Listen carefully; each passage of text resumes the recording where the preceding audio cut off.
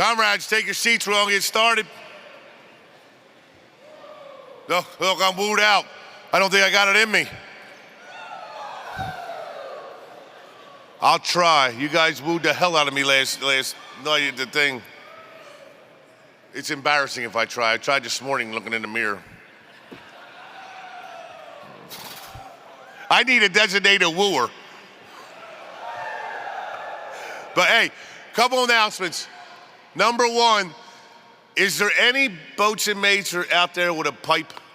Look, don't ask. If you ain't Navy, you know what the hell I'm talking about. Is there any boats and mates out there that brought their pipe?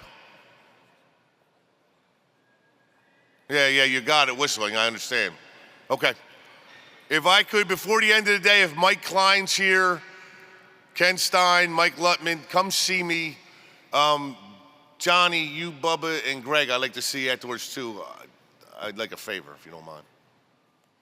One more announcement. You know, when we do All-American, sometimes it gets a little convoluting when you start a new post and the criteria because they come in mid-year.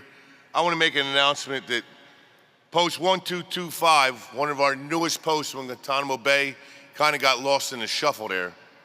And is Matt Mayer here? Matt Mayer, congratulations. Your post is All-American.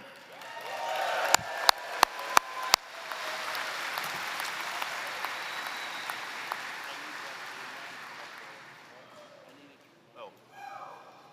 I ain't got it, man. I mean, I'll try. Woo!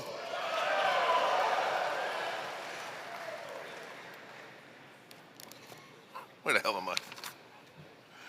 I will now reconvene the 125th VFW National Convention. Sergeant at Arms, you will please conduct the opening ceremonies. Yes, sir, Comrade Commander-in-Chief, sir. Comrades, all rise. Veterans of foreign wars of the United States, attention, hut! Comrades, face the flag of our nation, please join me in an opening salute to our colors. Present, arms. Order, arms. Comrade National Chaplain, will you lead us in our opening prayer? Uncover, parade, rest. Almighty God, we ask that you come to be with us today. Our business is important as we honor those who have served the VFW well. We are blessed because of them. We also ask that you be with us as we nominate officers for this year. May they be the right people for the right jobs. We ask this for the greater good of all comrades. Amen. Yeah. Veterans of foreign wars of the United States, attention, hut, cover. Comrades facing the flag of our nation, please join me in our Pledge of Allegiance. Present, arms. I pledge allegiance to the flag of the United States of America and to the republic for which it stands, one nation, under God, indivisible, with liberty and justice for all. Order, arms. Comrade Commander-in-Chief, that completes the opening ceremonies of this session of the 125th National Convention of the Veterans of Foreign Wars of the United States, sir. Thank you. Thank you, sir. National Sergeants, right, face, forward, march. Thank you, Sergeant at Arms. Everyone, please be seated. I would like to now call on Betty Grip for the report of the Convention Committee.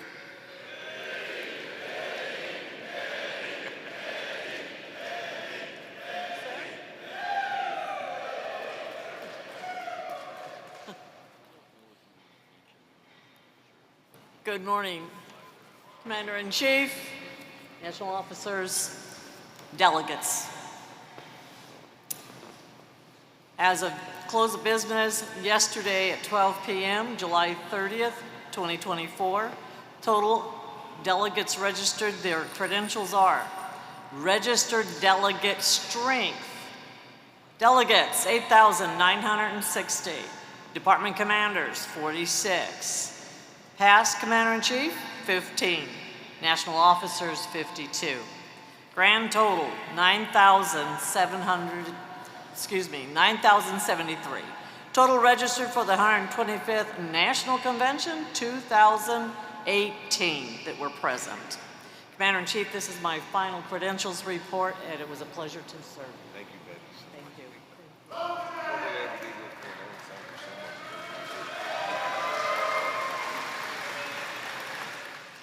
Thank you, Betty, for your usual tremendous work. Along with those afterwards, Dave Young, if you could see me after this, and Lauren from the DPA, if you don't mind, come up after when this is all said and done if you're not busy. Thank you.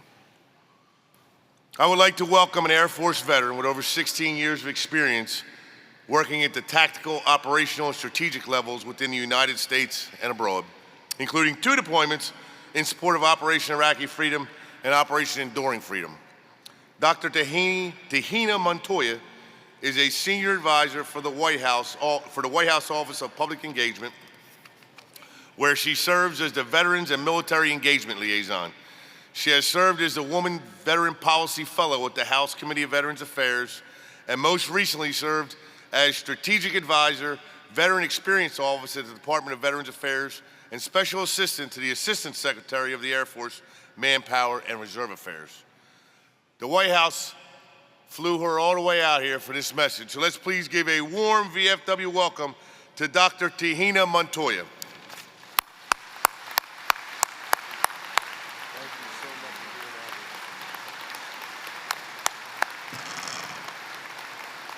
Good morning, everyone.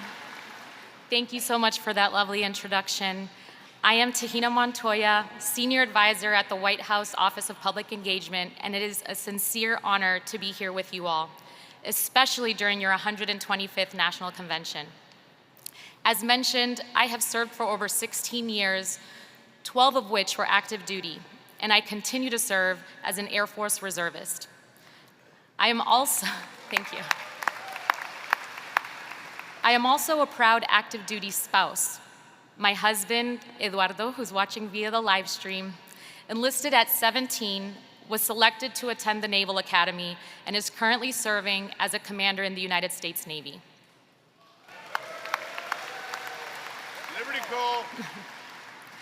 I wanted to take a brief moment to extend sincere, personal, and heartfelt thanks to each and every one of you. Your sacrifice, your work, and your advocacy has opened doors for future generations of veterans like me. But I'm not here to talk about me. I am here on behalf of President Biden to celebrate your momentous anniversary and to recognize the role the VFW, all of you, have played in the advances this administration has been able to make for veterans, their families, caregivers, and survivors. It includes the tenacity of the VFW legislative team, including Patrick and Brittany Murray, Catherine Castle, Tammy Barlett, and Christina Keenan, whose advocacy ensured veterans' voices were heard on Capitol Hill.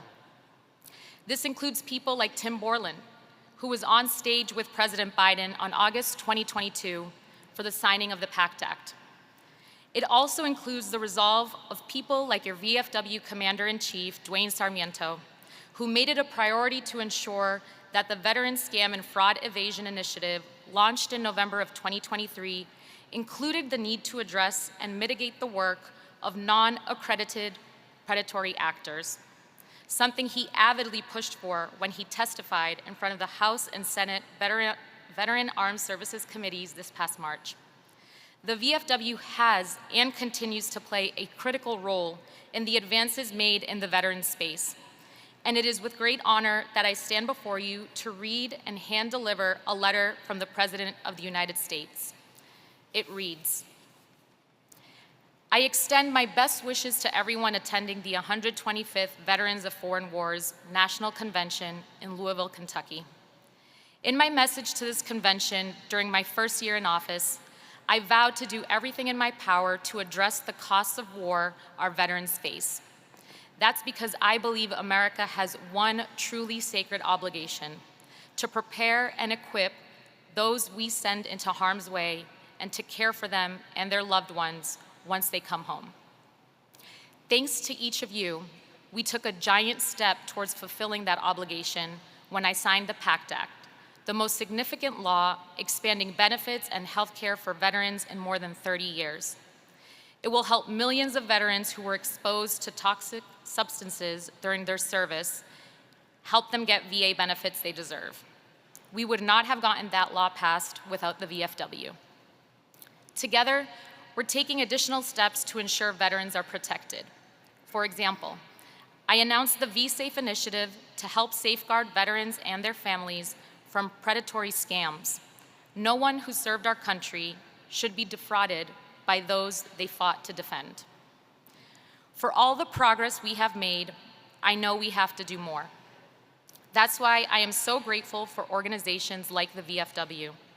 Since it was founded in 1899, the VFW has been a powerful voice on behalf of those who risk everything for all of us.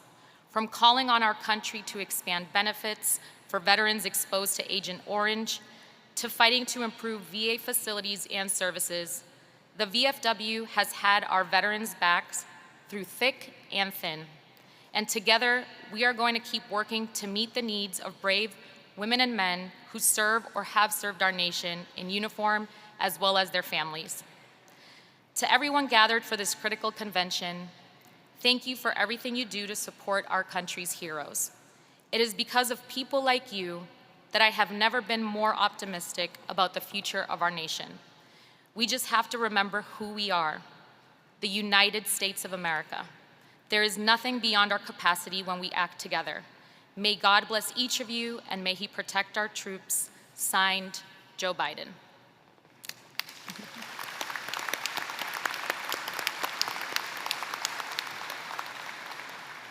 Mr. Sarmiento, VFW leadership, and to all of you, our nation's heroes, thank you for your time this morning, and congratulations on your 125th anniversary.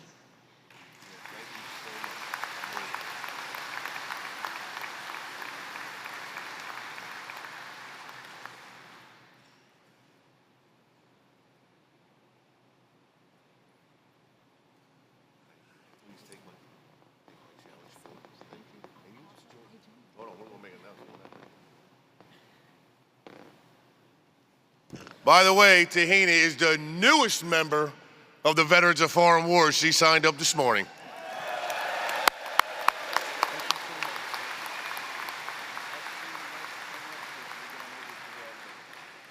I call Senior Vice Commander in Chief Al Liphart to the podium. I have business over with the auxiliary.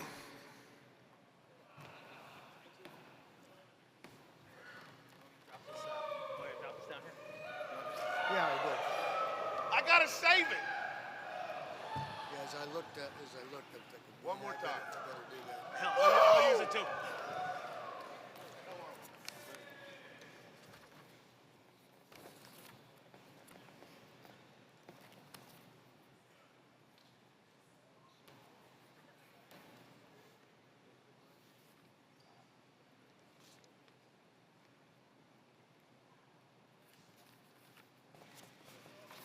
I'm looking for my place.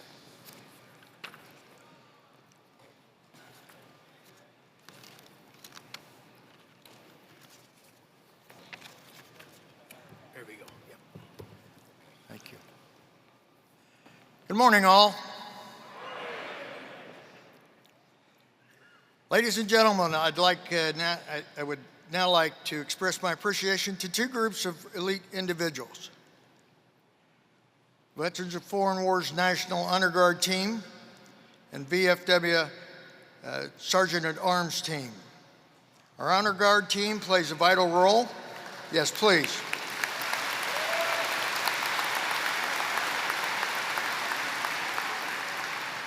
Our Honor Guard team plays a vital role each year at National Convention to include arranging the colors for the Council of Administration meetings, presenting the colors for the annual Joint Memorial Service, participating as a unit in the Patriotic Rally, and as the last function of the convention, retiring the colors.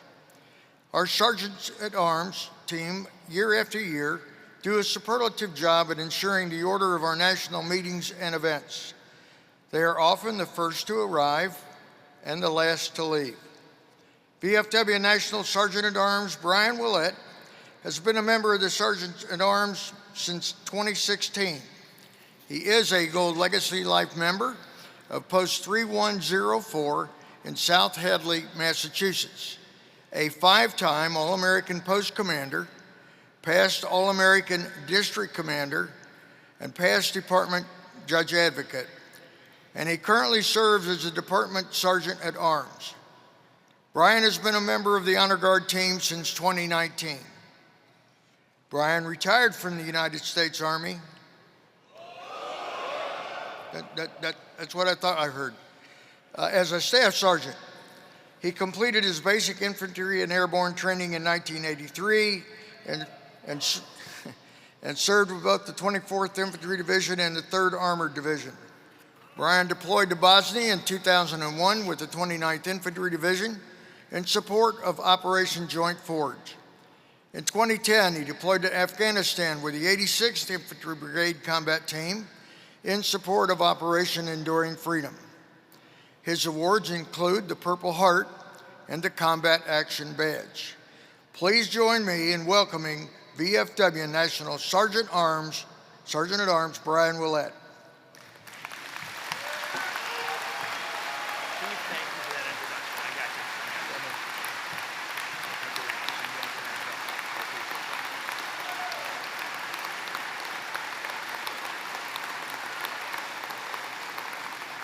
Thank you very much, Chief, for that introduction, and it is my honor to be introducing the next two teams you're going to see here. It is now my privilege to invite the National Honor Guard team to the stage for introductions. National Honor Guard, advance to the stage to be recognized.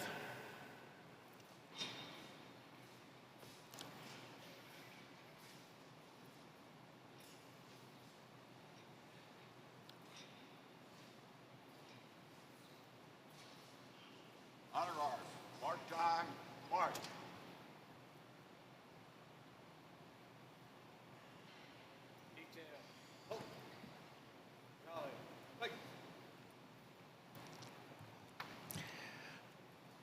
Our captain, Ron Lousiville, serves as the captain of the National Honor Guard.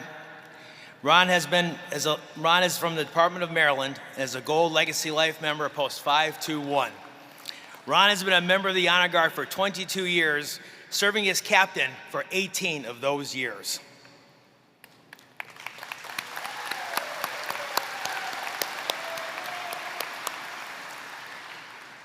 Jay Kabakar is from Maryland and is a life member of Post 5471.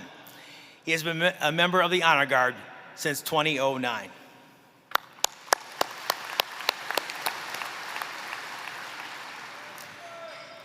Kathy Carlson is from the Department of Maryland and is a life member of Post 160 and has been a member of the Honor Guard since 2015.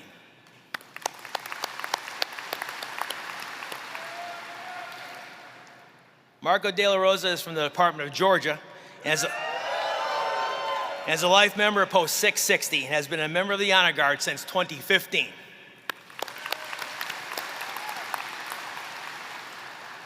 Mark Huron is from the Department of Missouri and is a life member of Post 5789 and has been a member of the Honor Guard since 2016.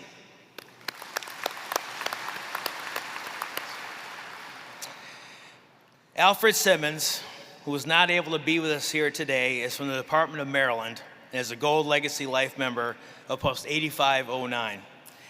Al is a member of the Honor Guard since 1994. He recently retired from the Honor Guard this past Memorial Day, and I know these guys miss him. We thank you for his many years of service. If you're looking out there, Al, thank you.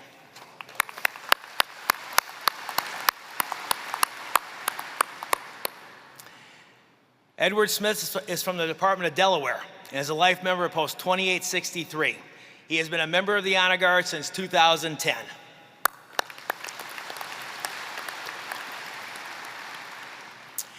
Mary Spencer is from the Department of Kansas and is a life member of Post 56 and has been a member of the Honor Guard since 2020.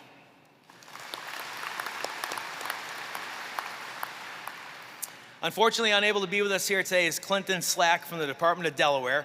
He's a life member of Post 475. He has been a member of the Honor Guard since 2006. They miss you here too, Clint. Clint, we miss Clint. This is a truly incredible team, and on behalf of the entire Veterans of Foreign Wars, we thank you for your service. Let's give them another round of applause.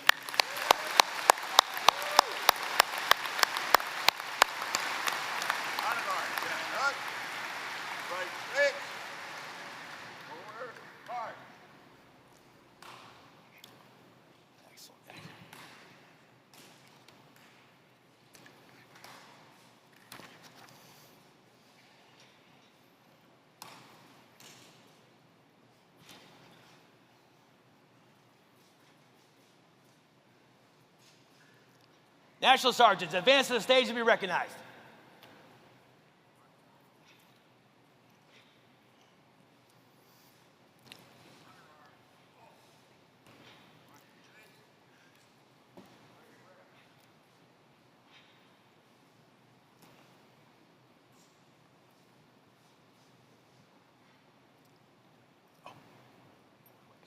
Time. Halt. Row. Halt. Ride. Hey. Parade. Hey.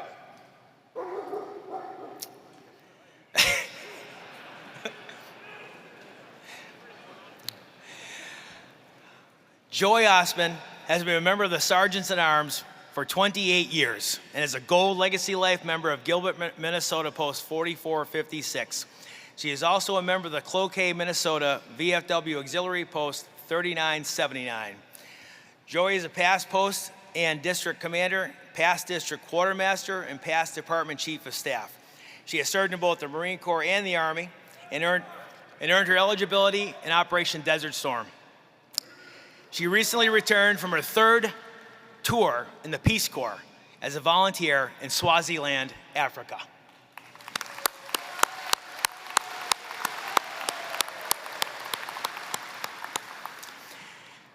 Jim Galen has been a member of the Sergeants at Arms for 23 years and is a life member of Post 6802 in Richmond, Michigan. He is a past All-State Post Commander, a past All-State Quartermaster, and has served as Post Quartermaster for 19 years and is the past District 5 Commander. Jim is a United States Army veteran of the Vietnam War.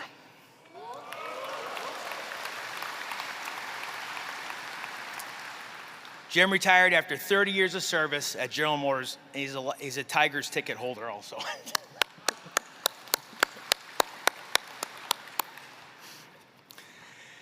Keith McDonald has been a member of the Sergeants at Arms for 30 years. He is our senior sergeant, and is a life member of Post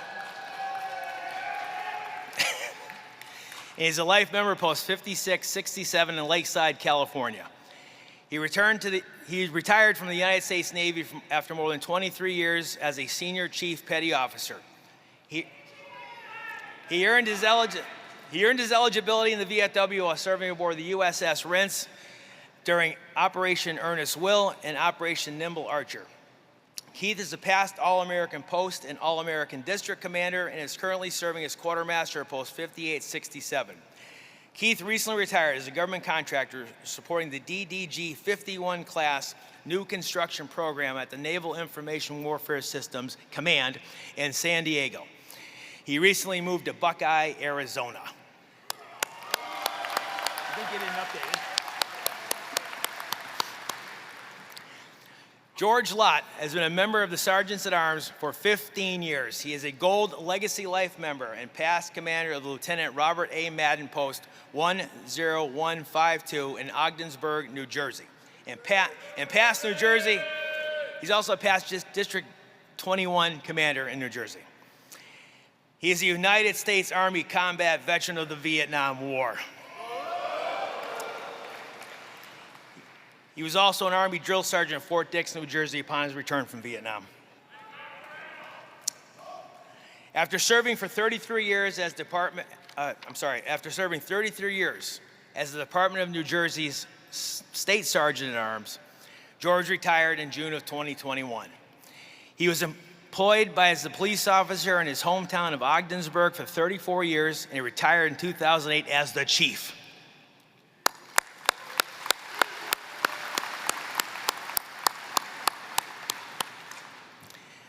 Next is Laura Land. Laura is a Gold Legacy Life member of the Benjamin O. Davis Post 9191 in Killeen, Texas. She has been a member of the Sergeants at Arms since November 2016 and is a past All-State and All-American Post Commander. In 2015, Laura was named the top commander in the state of Texas and was the first woman veteran to serve as a District 14 commander, where she achieved All-State and All-American honors.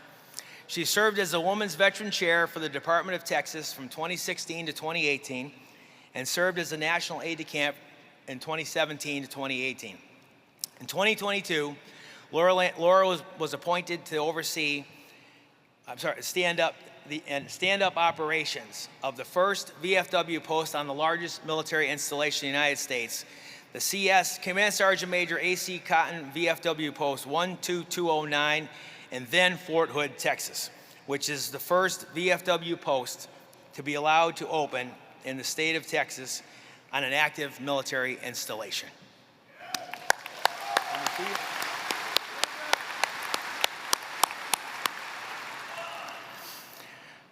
Sherrod Nathan Conyers is a native of Marietta, Georgia, and is a Gold Legacy Life member.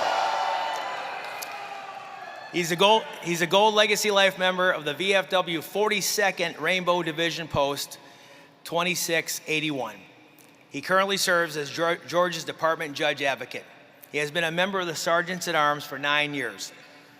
Sherrod's military career began after becoming a direct commissioned lieutenant, second lieutenant from the Tuskegee University's ROTC program into the United States Army.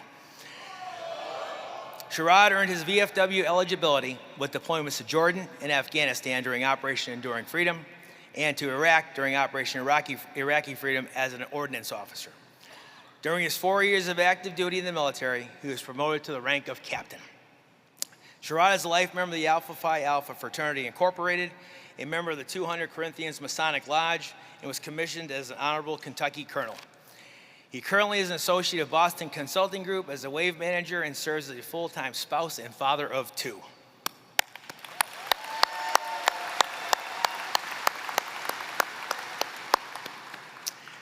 Rene Fuertes has been a member of the Sergeants at Arms since 2021.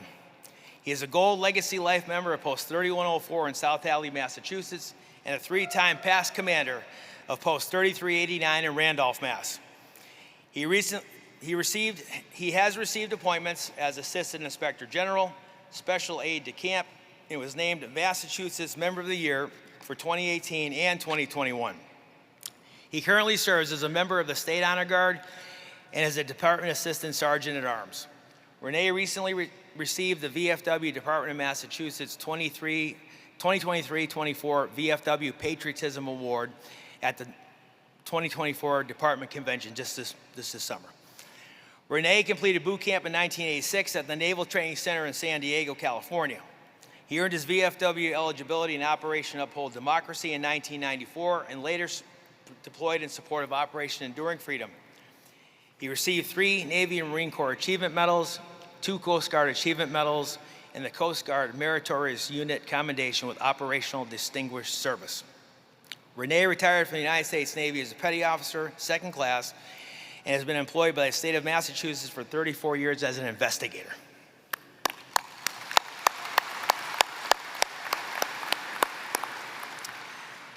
Todd Hokinson has been a member of the Sergeants at Arms for 3 years. He is a Gold Legacy Life member of the Lucius Pinnock Medal of Honor Post, VFW Post 430 in Canyon, Texas. He earned his VFW eligibility during Operations Desert Shield and Desert Storm. Todd is a past 2-time All-State Captain Post Commander, is a past 2-time All-American Post Commander, a past District 4 Commander, and a past Department of Kansas Junior Vice Commander. He currently lives in Amarillo, Texas, where he took a promotion and transfer with the TSA. Todd retired from the United States Army as a first sergeant with more than 24 years of service. He was a field artilleryman for 6 years and a military policeman for 18. He deployed to Desert Storm and Desert Shield, Bosnia, Operation Joint Guard, Korea, Operation Iraqi Freedom, in Iraq from 2003 to 2004, and again in 2006 to 2008. Todd was awarded several awards during his career, including the Legion of Merit, 2 Bronze Stars, and the Navy and Marine Corps Achievement Medal. He received several leadership awards, including the Major General Aubrey Red Newman Leadership Award. We're also joined by Zephyr, accompanying Todd, and Zephyr is a deputized National Sergeant. There's Zephyr.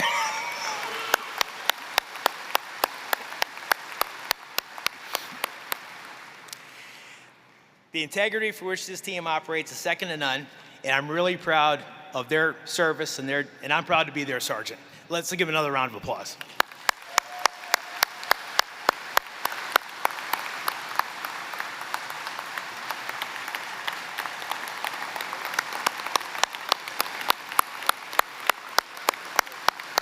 Comrade Junior Vice Commander.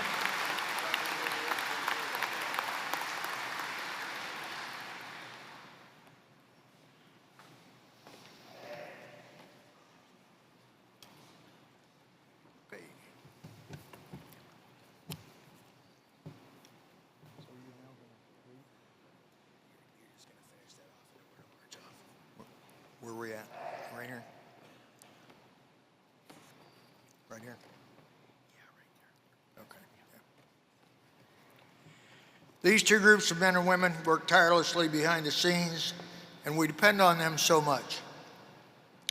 Sometimes we forget to express our gratitude. So at this time, I want to publicly say thank you to each and every one of you. All of you consistently represent the organization well. I am proud of the professional way in which you conduct yourselves, and I am honored to have the opportunity to serve with you. On behalf of the entire organization, thank you again for your service. Let's give them a final round of applause.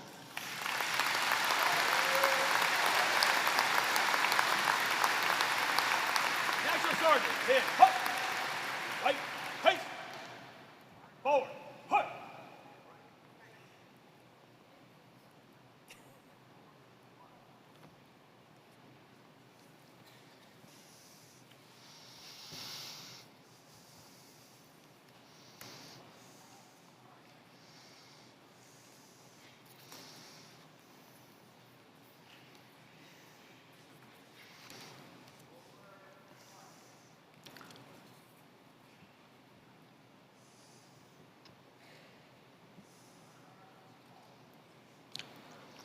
It is now my honor to introduce the past chiefs who are attending this convention. Some of them may be sitting in the hall, and I would ask them, if they're sitting in the hall, to please rise and be acknowledged when I call your name. For those on the stage here, please do the same.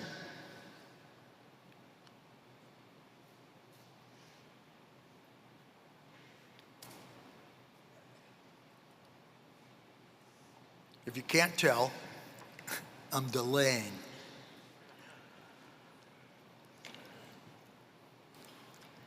From 1988 to 1989, from the great state of Louisiana, Larry W. Rivers. Where are you, Chief?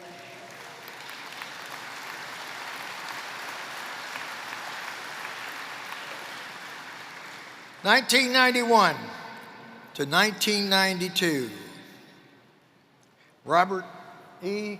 Wallace. Thank you, Chief.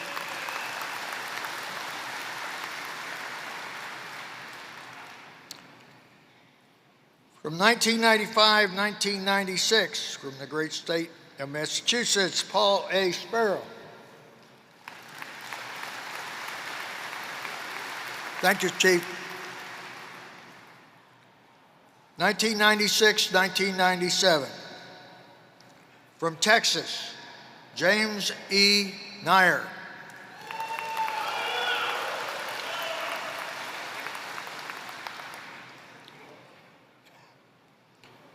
(1997, 1998). From Ohio, John E. Moon. Thank you, Chief. From 1998 to 1999, from the great state of Montana, Thomas A. Huliat.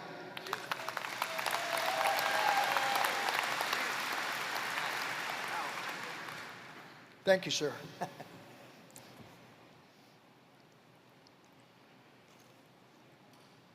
2010, 2011, from California, Richard L. Eubank. Thank you, Chief.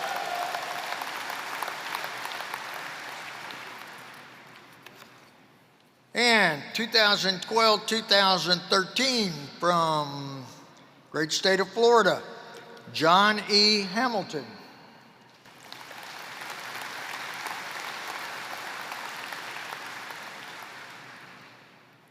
2013-2014, the great state of Indiana, William A. Thine.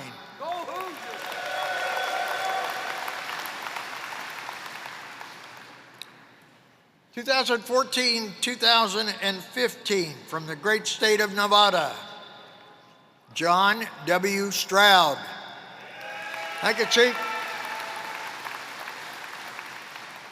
2016-2017, from the great state of Kentucky, Brian J. Duffy.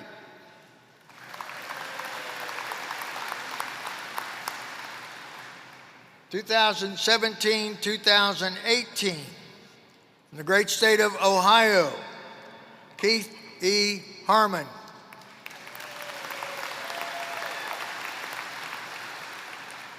Did I miss the OH part? That's what I thought I did. Okay. 2018-2019, from the great state of New Mexico, Vincent B.J. Lawrence.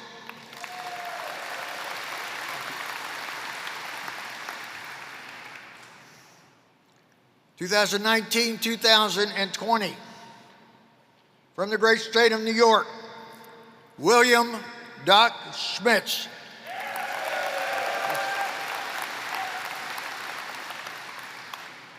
2020-2021, Harold, from the great state of Virginia, Harold Hal Roche.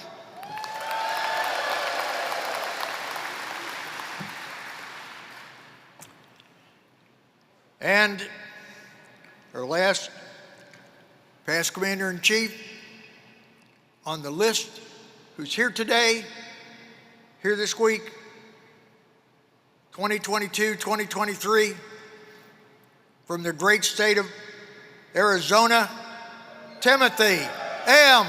Borland.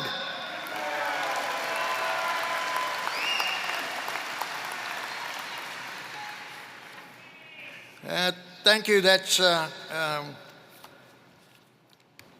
you know, this is, I have the utmost respect and admiration for every single past chief, be they living or past. When you think about the 125 years we've been in existence and the leadership that has gone through, you understand what it is to be a leader of this organization. Let's see, at this time, I am going to go do this. You don't know what this is. I don't know what this is. No, there we go. Okay, I got it.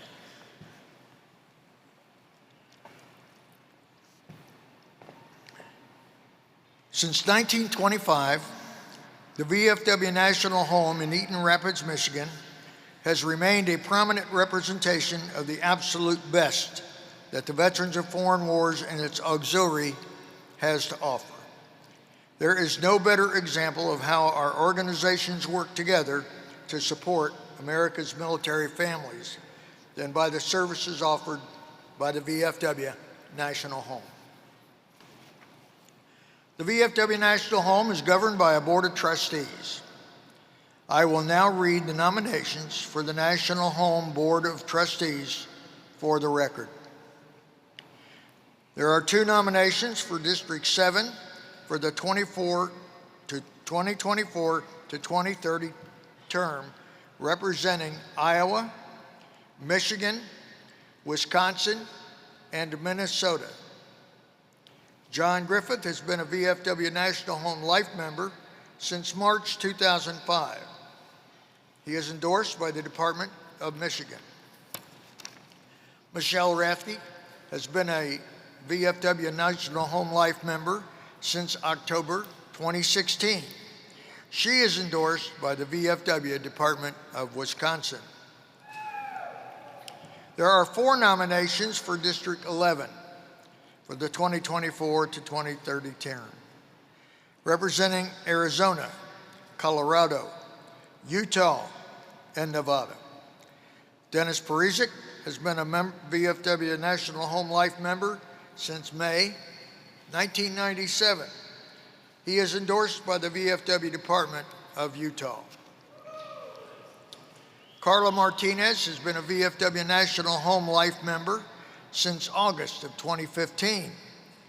She is endorsed by the VFW Department of Utah Auxiliary.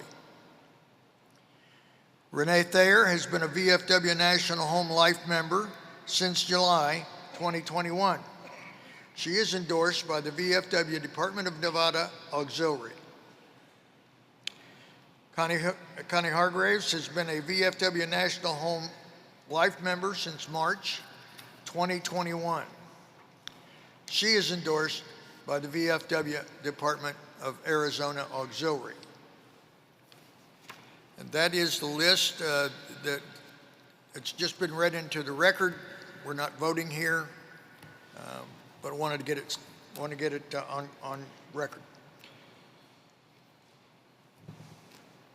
So now I want to go to the winners of the National Buddy Poppy Contest and Silent Auction results and the Vanderkloot Motorcycle Ride Check presentation. And to do that is our Director of Programs, Lynn Rolfe. Please welcome Lynn to the podium. I'm as tall as you now.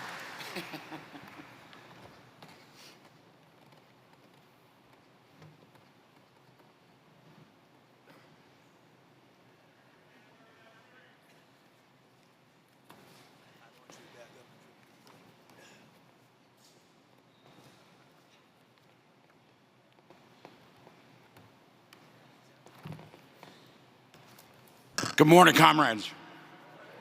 Hey, what a great show last night. Great showing for all the comrades and auxiliary members, right?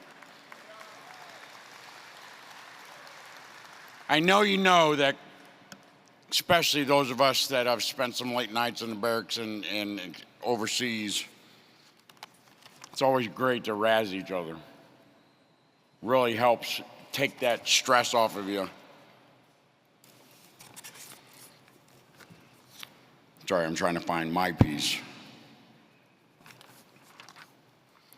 Okay, so up on the screen, you're going to see our winners. Without question, one of the most recognizable symbols around the world is the VFW Buddy Poppy.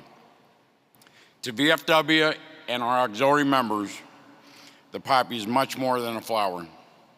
For us, it signifies the remembrance and commemoration of our fallen brothers and sisters. And it reminds us of our duty and responsibility to our nation's living veterans. For decades, the VFW has distributed the Revered Buddy Poppy to millions of Americans every year. Today, we're going to take a few moments to honor and recognize those whose passion and extreme creativity have taken the Buddy Poppy display to the next level. These are individuals and posts who have used our Buddy Poppies in the creation of exceptional and inspiring works of art and displays. Hopefully each and every one of you have actually gone by there this week and actually seen the incredible talent of our auxiliary and our post members. In category 1, and again, please look at the screen for public promotion of the Buddy Poppy campaign. Honorable mention goes to VFW Auxiliary to the GL Adrian Owen Post 5993 in Ava, Missouri.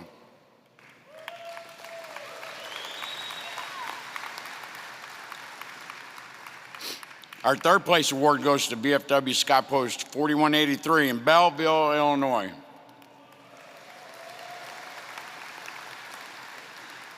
Second place award goes to VFW Hancock County 5117 in Carthage, Illinois. If you can't tell, Illinois took all their allotted slots they could. And the first place winner is VFW Browerville Post 8391 and its auxiliary in Browerville, Minnesota.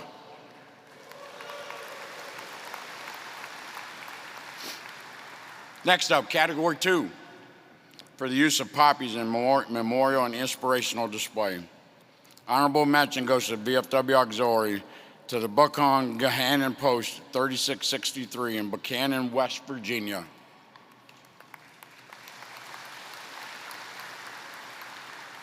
Third place award goes to the VFW Auxiliary to the Hubble-Delk Levy Memorial Post 11474 in North Little Rock, Arkansas.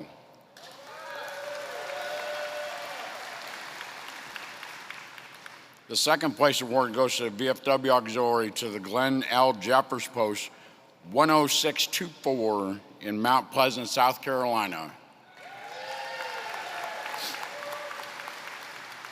And the first place is the VFW Auxiliary to the Sergeant Nicholas C. Manson Memorial Post 12202 in King George, Virginia.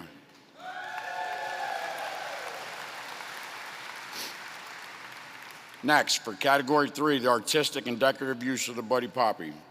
Honorable mention goes to the VFW Hometown Murray Post 9773 and its auxiliary and another Illinois Buddy Poppy.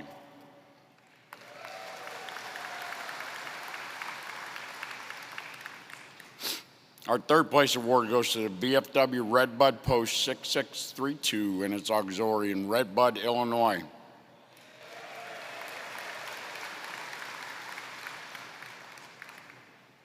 The second place award goes to the VFW Oscar Joyner, VFW Post 5352 and its auxiliary in Kernersville, North Carolina.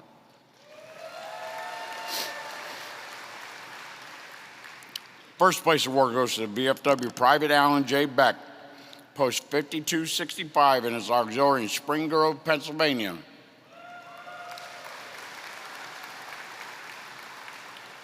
And last, but certainly not least, my award, the Director's Award, that I personally thought that best reflects the best use of the Buddy Poppy program. Please announce the Director's Award is the Native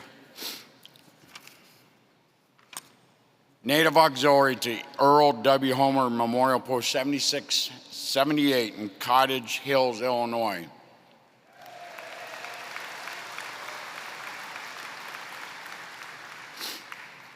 Okay, for this year's silent auction, 31 departments have donated items. Many reflect their home states and commonwealths. For more than 2 decades, this auction has raised money for issues that are close to the heart of our VFW and its auxiliary. Everyone knows that I bleed the VFW programs, so I'm proud to announce that this year we raised nearly $8,000 thanks to your gifts.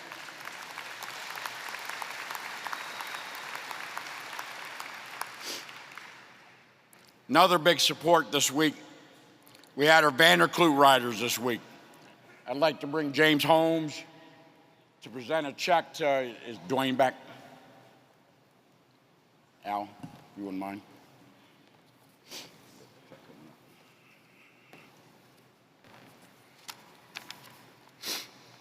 This ride started well over 25 years ago.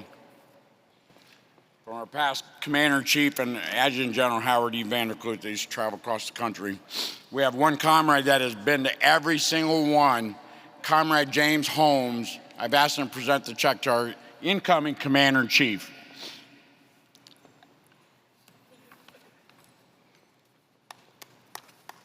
As you can see, the check nearly $13,000.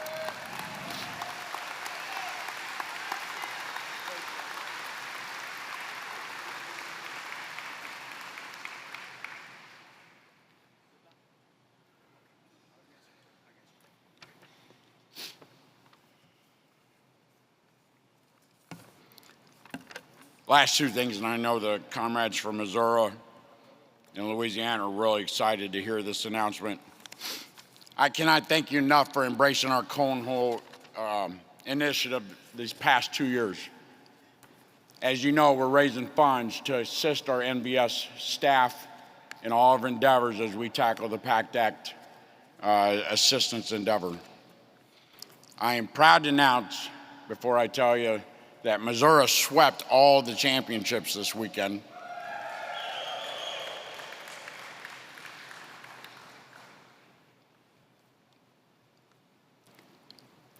If you're interested in playing next year, get signed up. If you want to sponsor some boards, you get to keep the boards. Last year, we raised about $31,000 in 3 days. This year, I'm proud to announce we raised over $34,000 because of y'all. Thank you. Huge.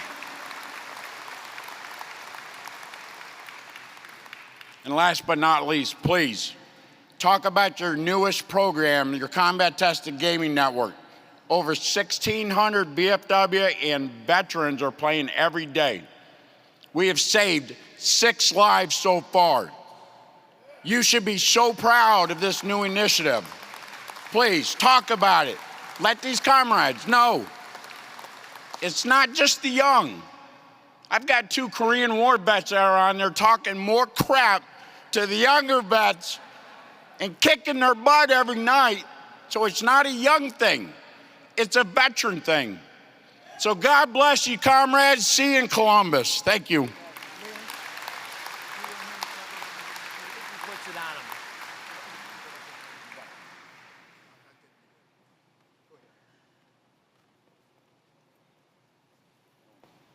Comrades, I stand up here today representing the Howard Vanderkloot Memorial Ride. Tell you a little bit of information about it and about Howard himself. The ride was started in 2000 in Milwaukee, Wisconsin. Well, I missed that one and I missed the next one because I didn't have a bike. Well, in 2002, we got a bike and I started riding the convention, that Vanderkloot ride, and done it every year since. 22 years. I missed COVID year because we'd canceled it. Anyway, it's near and dear to my heart. I know Howard's widow personally, and Howard was a great individual, and this is why the ride was named after him. He's a past national commander. He's also a past national adjutant general. I met him in 1992 when he came to my small post in Kearney, Missouri, to help us dedicate it when we opened a post home. I believe in this ride. It presents camaraderie, and it's great for me to see guys that I have seen do this ride over the years. Every year I look forward to seeing them. And when I don't see them, I always ask someone from their department where they're at and how they're doing. I would encourage everyone sitting in this room to, if you have riders in your post, in your state, in your district, to get involved. I'll tell you, y'all have no clue how much money is raised on 2 wheels. People will come out and support whatever benefit you're doing or whatever you're raising money for, especially if it's a good cause. We also do all kinds of different things on motorcycles besides riding around. You know, we do funeral escorts. We escort the wall when it's coming into our departments, our states, wherever they're at. And I'd encourage everyone to get involved that rides.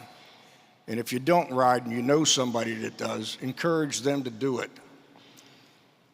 Believe me, it's one hell of a lot of satisfaction in doing what I do.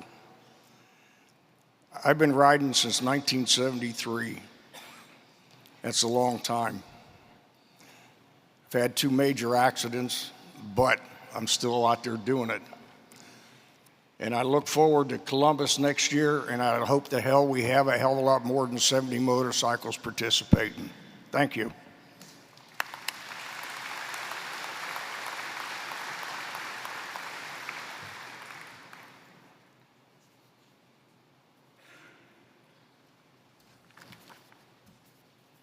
And now,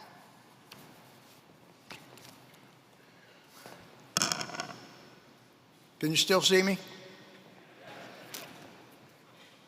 You may have seen me getting on and off the box. It reminds me about blood on the risers.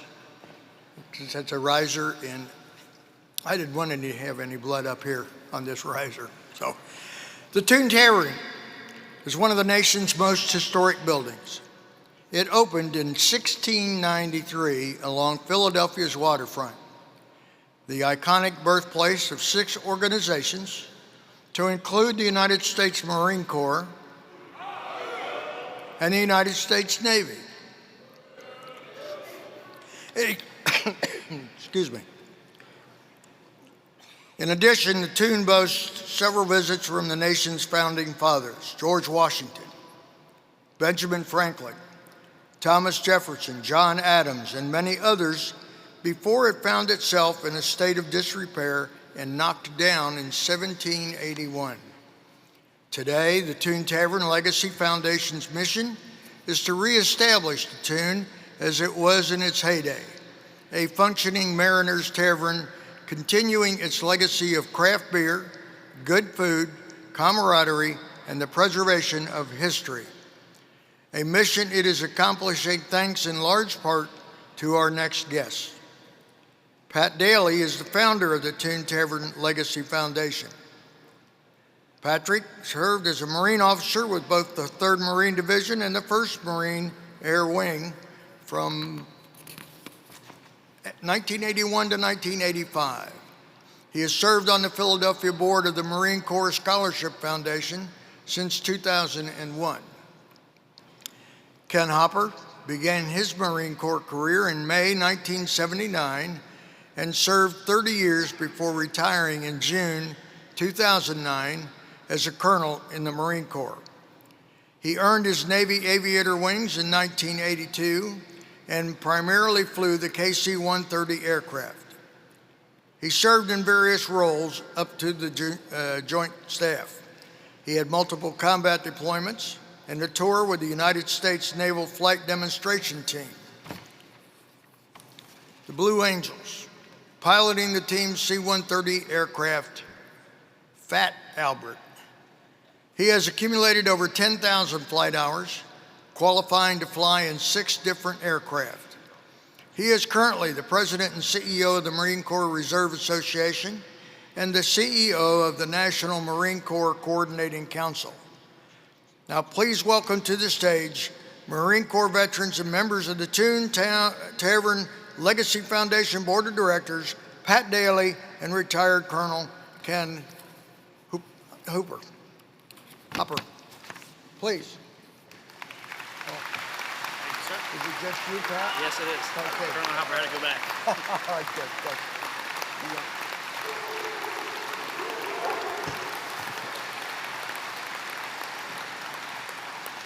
Thank you.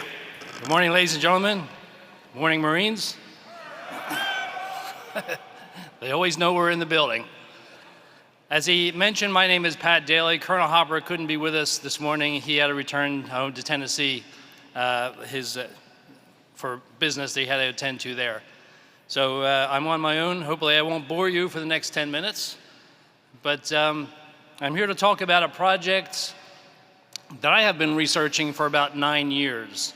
There's a lot of nonsense on the internet about Tune Tavern, and I'm trying to get only the facts out there so that we can set the story right. So up in front of you, there are 3 phrases there. I'd like you to think about those. What if there was a restaurant where the profit from every meal served was donated to veteran-focused charities? What if there was a tavern where the profit from every drink served helped pay for the care of a hospitalized child? And what if there was a place that honors and celebrates ordinary Americans like yourselves who demonstrate the extraordinary quality of service above self by their actions? We intend to bring that place back to life. It was the Tune Tavern in Philadelphia. It stood from 1693 until 1781. So in 100 years, it was probably literally falling down, and the land it stood on was more valuable than the tavern itself. So it was demolished. It was pulled down in 1781. It was not burned down, as the internet often says, because we have the evidence from the newspapers of the time. So in 1673, a young man with a very good education and a small inheritance left England for the island of Barbados. In about 10 years, he made a significant fortune selling a white powdery substance from the Caribbean. But it's not what you think, it's sugar. Sugar was the oil of its day, and Barbados had the best soil in the world for growing more sugar than anywhere else. So the English had developed a taste for sugar, and Barbados was therefore a strategic island for them to hold. So they had British forces in Barbados, and they also had a local militia, sort of a national guard. Problem was, Samuel Carpenter was a Quaker, a very devout Quaker, and a resolute pacifist, and he would not allow his men or any members of his family to join the local militia. That did not sit well with the other Englishmen who lived on Barbados. So after burning his warehouses a few times and finding him quite literally tons of sugar, when he was fined 6,000 tons of sugar, he decided to cash out because he heard of a new settlement in North America started by another Quaker, William Penn, and a city called Philadelphia that was just a very small settlement at the time. So he cashed out, he took his cash, and he got on a boat and he went to Philadelphia.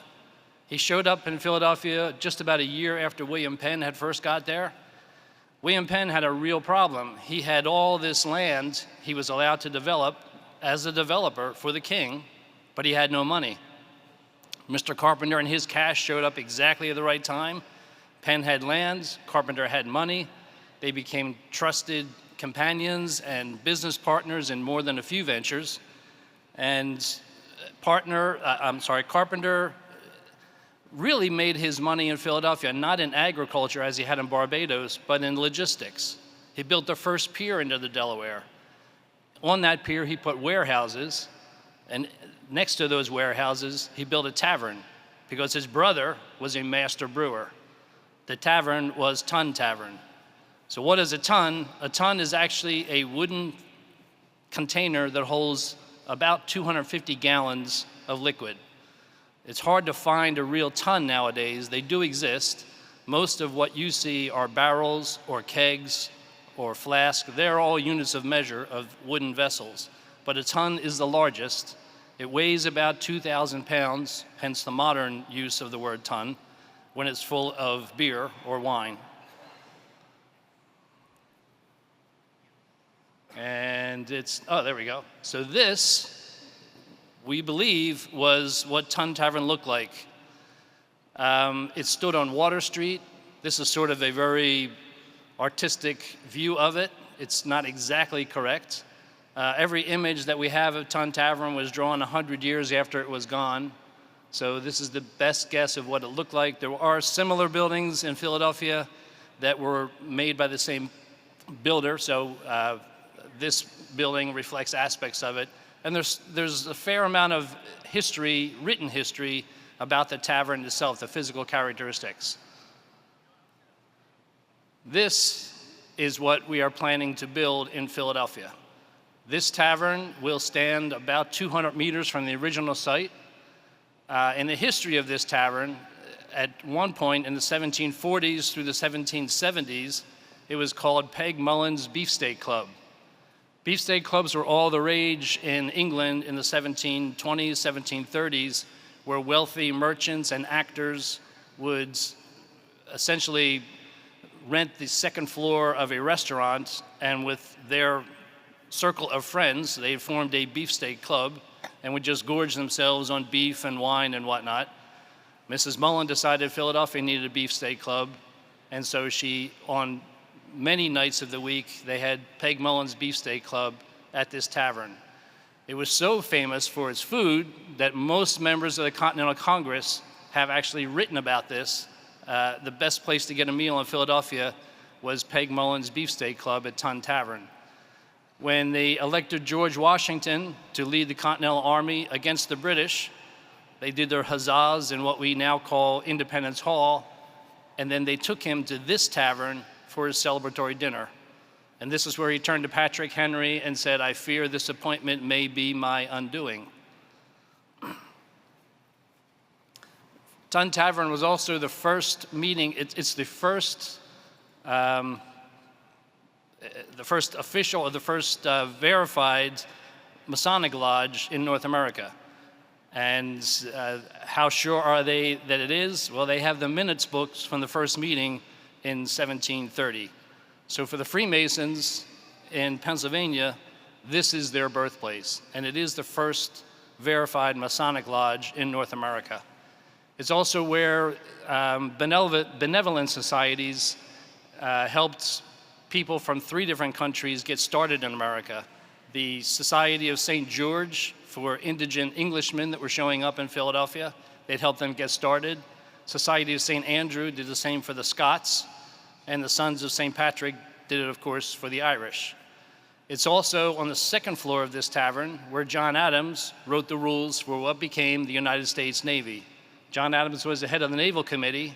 He and 6 other members of Congress came to the 2nd floor of Tun Tavern because it was a patriot tavern, and they didn't want what they were talking about to get out to the British spies that were all throughout Philadelphia. So on the 2nd floor of this, they drafted the rules for the United States Navy, and many of those rules are still in effect. And of course, one of the more famous is if you wanted to be a Marine in 1775, you had to come to this tavern and sign up. Samuel Nicholas, the first Marine, and Thomas Mullen, Robert Mullen, the second Marine, were Masonic fraternity brothers. So they decided to use Mullen's Tavern as a recruitment home for Marines. And it was at Tun Tavern that Marines literally sailed to Philadelphia and signed up to be Marines.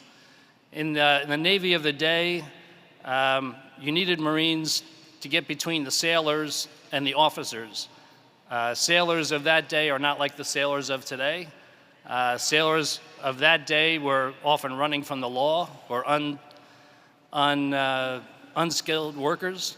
And so here you're putting them on a gunboat and giving them weapons and sending them out. And what you need to do is kill the 3 officers, and suddenly we're all pirates. That is not the case. Marines were there to keep order on the ship and to serve as gunners in the masts and help with the gunners on the ship itself.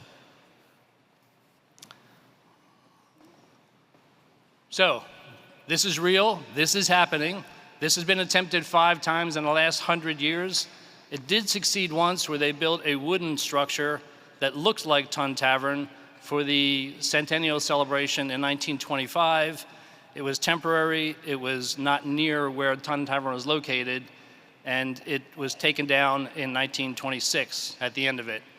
But this is really happening this time. This is the first time that all 6 of those groups I mentioned have joined a coalition that I started. So all 6 groups still exist, and all 6 are contributing to make this a reality. We have our groundbreaking this November 10th. It'll be in Philadelphia. It'll be at the site, which is right around the corner from the marker. It'll be a 2-day party. November 9th is a black tie event at the Masonic Temple in Philadelphia. November 10th is a street party at the site of the Tun Tavern. Most importantly to this group and most veterans, all profits from the operations of Tun Tavern will be donated to veteran charities, Masonic charities like the Shriners Hospitals, and scholarships that the 3 saint organizations do now presently operate in perpetuity. And for my Marine brothers, that means forever. So, lastly, I'll close with, this is the sign that exists in Philadelphia on Front Street, marking the location of the tavern. It's not exactly correct, but it's very close. Every year on November 10th, we're not sure who, but somebody puts a wreath on this sign. People come from all over to photograph themselves. It's probably the most photographed marker in Pennsylvania. Are we sure that we get often asked by people who are not veterans and not Marines, do you really think people are going to come to see yet another old tavern in Philadelphia? I think this is a pretty good answer. If you sit in your car near this marker, I guarantee you, because I've done it multiple times, Every 20 or 30 minutes, somebody drives by, jumps out of their car, and takes a selfie with this marker, gets back in their car, and gets back on 95. So thank you for your time. We would appreciate the support of VFW members. Many of our board members are VFW members, and I look forward to having a beer with you at Tun Tavern. Thank you.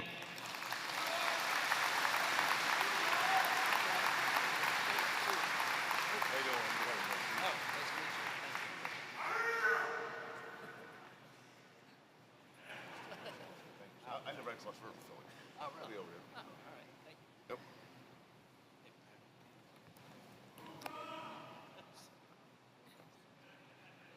That was pretty weak, but I mean, all right.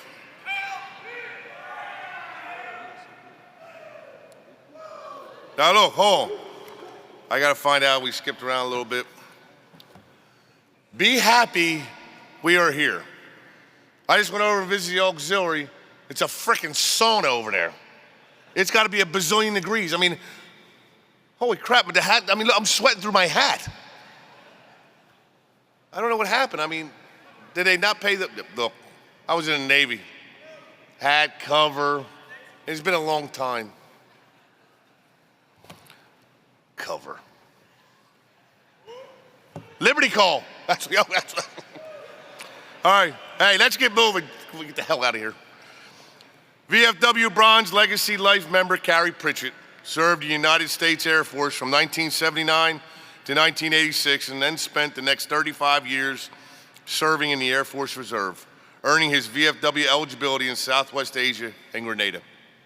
He's been a VFW member for 40 years and is a member of Post 5579 in Gibbstown, New Jersey. Carrie has served selflessly in positions at the post, district, and department levels and is an all-American department commander. I was honored to appoint him as National Chief of Staff in 23-24. He has been a vital member of my leadership team and someone I call, without a doubt, a good friend. I'm proud to present him with this certificate of appreciation.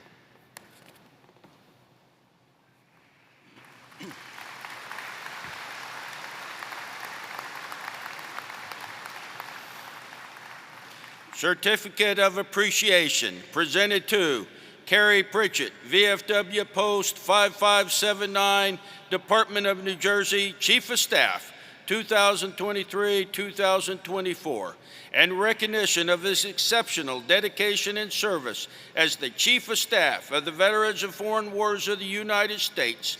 His unwavering commitment to the mission and his steadfast leadership and counsel have significantly contributed to the success of the organization.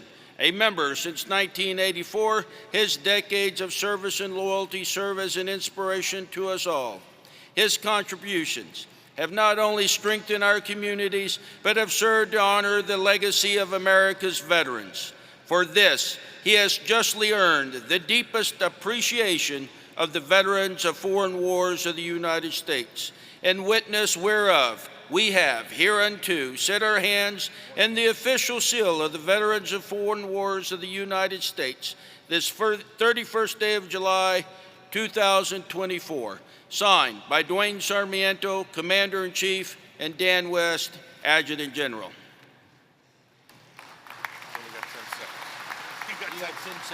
Okay. I want to thank Dwayne very much. It's been an honor to serve with you, and I thank you for the appointment. To everybody out in the audience, the departments I visited, I hope I helped you in some way, shape, or form. I want to thank you for your hospitality and all your generosity throughout the year. Thank you.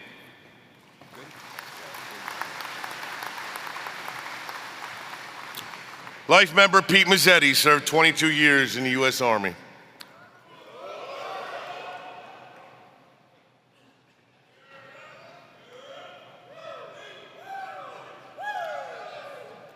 Tua, what the hell is that? Earning his eligibility in Operation Desert Storm. He's been a VFW member for more than 30 years, and I was proud to appoint him as National Inspector General at the beginning of my term as Commander-in-Chief. Pete is a member of Post 27 in Wiesbaden, Germany. Having served at the post, district, and department levels, he was the Department of Europe Commander in 2001 and 2, where he earned the prestigious Triple Crown All-American status. Pete is the top membership recruiter, single-handedly recruiting more than 4,000 members. He was named VFW National Recruiter of the Year in 2006 and in 2008. Pete was an integral part of my leadership team and someone I could count on for advice and counsel. I am honored to present Pete with this certificate of appreciation.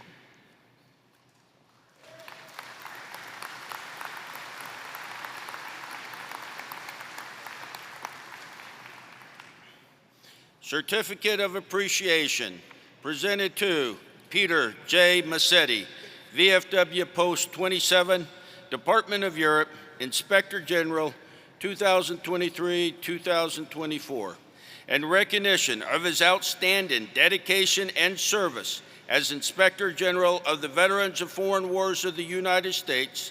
His diligent efforts and oversight have filled a crucial role in maintaining the integrity and excellence of the organization. His commitment and contributions over the past 31 years have been instrumental in supporting the mission, and his service as Inspector General exemplifies his unwavering devotion to our cause and the welfare of our members, justly earning him the deepest appreciation of the veterans of foreign wars of the United States, in witness whereof we have hereunto set our hands in the official seal of the Veterans of Foreign Wars of the United States this 31st day of July, 2024. Signed by Dwayne Sarmiento, Commander-in-Chief, and Dan West, Adjutant General.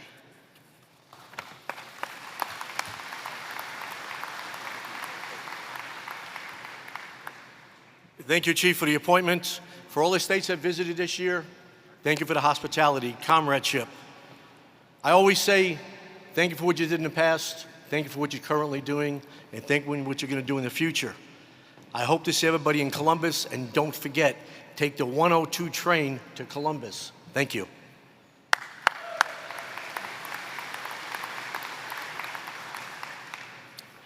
Dan, it says you're supposed to read this. It says Adjutant General. No, it says Adjutant General.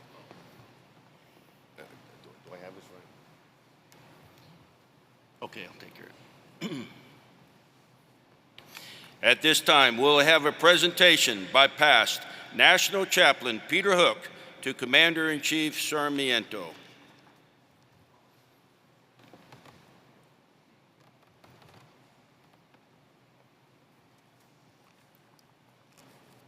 The Chapel of Four Chaplains in Philadelphia, Pennsylvania, is pleased to present the Legion of Honor Bronze Medallion Award to our Commander-in-Chief, Dwayne Sarmiento. This award is given in honor of the four chaplains and their selfless, heroic acts aboard the USAT Dorchester on February 3rd, 1943. Chief Sarmiento, your numerous acts of volunteerism, selfless service, it's a model to those of us who are in this great organization. Congratulations on receiving this award. Thank you, Reverend. Thank you so much. Reverend, thank you so much.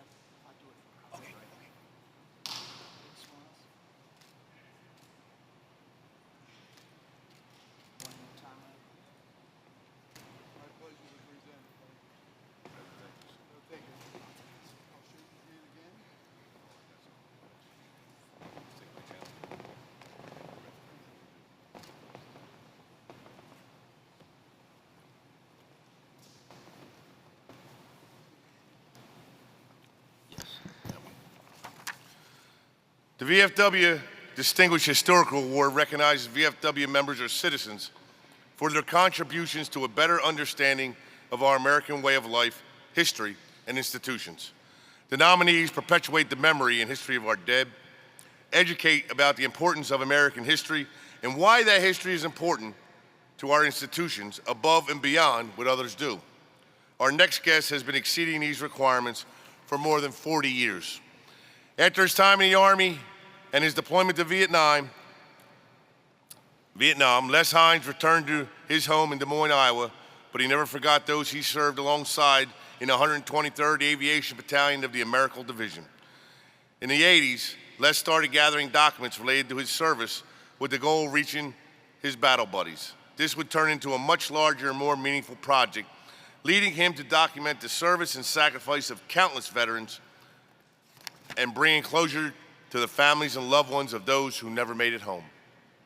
His efforts in collaborating with fellow veterans in his role as a Vietnam historian for the Americal Division Veterans Association has allowed for the collection of numerous personal effects of the men and women deployed, creating a living memorial to those of the division and perpetuating of their memory.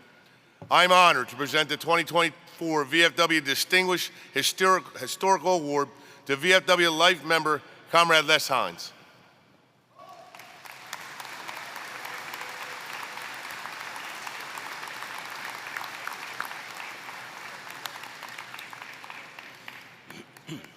Distinguished Historical Award and Citation awarded to Les Hines, and spirited recognition and lasting appreciation of his dedication and continued efforts to preserve and honor the service and history of those who served with the Americal Division during the Vietnam War.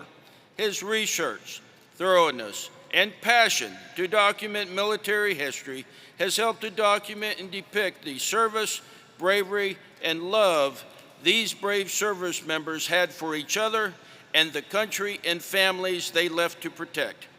His passion and talent have helped to provide a clear record and insight into the service and sacrifice of these veterans and will help to ensure their lives and service live on for generations.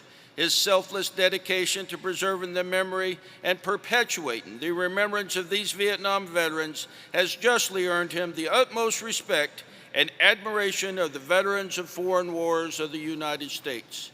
In witness whereof we have hereunto set our hands in the official seal of the veterans of foreign wars of the United States this 31st day of July 2024, approved by the National Council of Administration, signed by Dwayne Sarmiento, Commander-in-Chief, and Dan West, Adjutant General.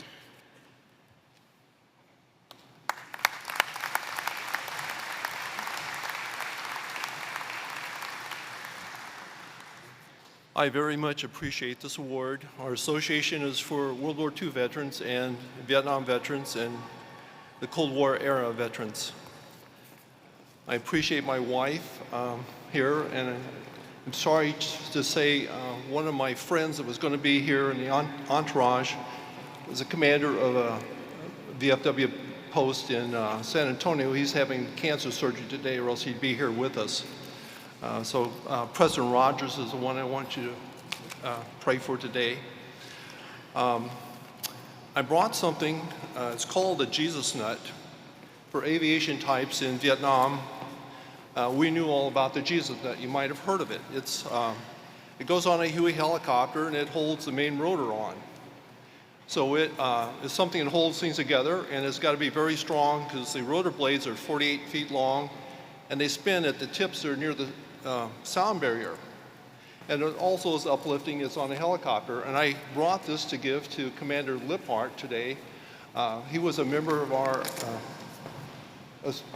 Americal Division, and this is to symbolize strength, holding the team together and being uplifting. So with that, I'm going to give this to Commander Liphart.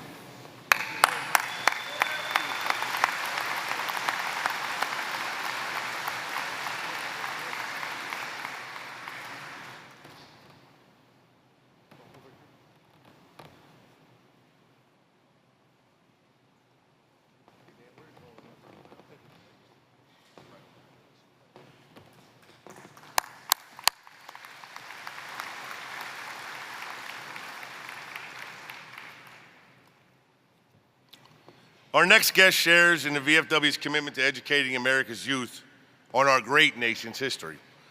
She is an impactful educator in the classroom and an accomplished and well-respected authority on the war that changed the course of history for the entire world, the Great War, World War I. Since 2011, Laura Vogt has worked tirelessly in her roles at the National World War I Museum and Memorial, leading a charge to educate our youth and fellow Americans, reaching more than 20 million learner engagements through the programs she's developed at the museum and online, a number that only continues to grow. Her knowledge, insight, and reputation as a knowledgeable and trusted authority on the war has landed her multiple speaking engagements across the nation and around the world. The VFW Distinguished Education Award is designed to recognize citizens or VFW members for their exceptional contribution to the education of this intrinsic value of American freedom and citizenship. So today, we are pleased to recognize Laura for her unwavering dedication to education and inspiring the future leaders of tomorrow to preserve American freedoms and demonstrate civic responsibility. It is now my privilege to present the 2024 Distinguished Educational Award to Laura Vogt.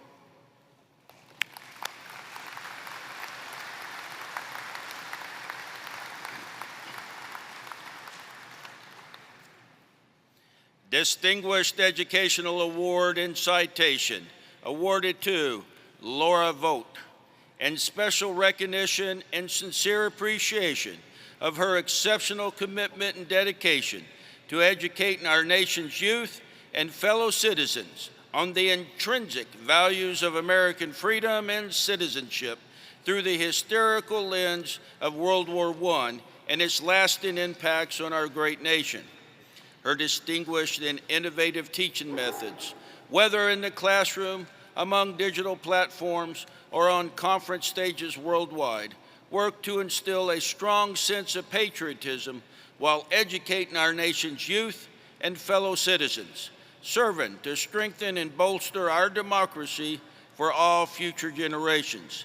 For this, she has justly earned the highest degree of admiration and gratitude from the veterans of foreign wars of the United States, in witness whereof we have hereunto set our hands in the official seal of the veterans of foreign wars of the United States, this 31st day of July, 2024, approved by the National Council of Administration, signed by Dwayne Sarmiento, Commander-in-Chief, and Dan West, Adjutant General.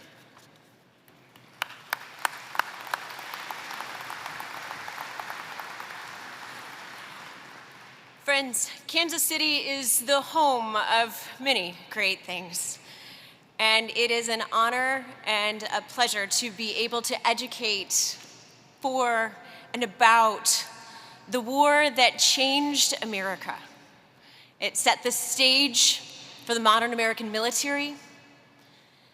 And on the base of the Great Frieze at the National World War I Museum and Memorial, we have these words: "Do all that we can to ensure a just and lasting peace among ourselves and with all nations." When we look at that tower, the guardian spirits of courage, honor, patriotism, and sacrifice, it is easy to be inspired to talk to youth, to share about the history of that time frame. But friends, it is also what you all are doing in each of your cities, in each of your posts, in each of your states that inspires individuals to continue to learn about this war, to continue to serve, continue to engage, to continue to meet the vision that those over 100 years ago wanted for us when this memorial was built. It is an honor to receive this award. It is an honor to be here with you all. It is an honor for over a decade of my time with the Museum and Memorial to have partnered with so many VFW posts and the leadership that is there. It truly is an honor. Thank you for this wonderful award. Thank you for the ways that you continue to teach about the generations that went before us, and thank you for the way that you continue to inspire our future in those wonderful, meaningful, necessary things to make the world safe for democracy.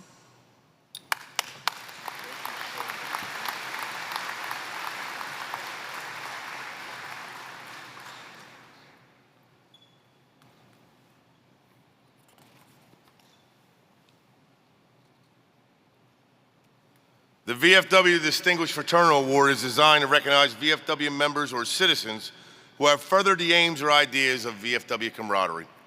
Nominees display a consistent efforts to preserve and strengthen a spirit of good friendship and loyalty among VFW members, assisting the surviving spouses and dependents of deceased members, while also providing assistance to vulnerable and at-risk comrades above and beyond what others would do.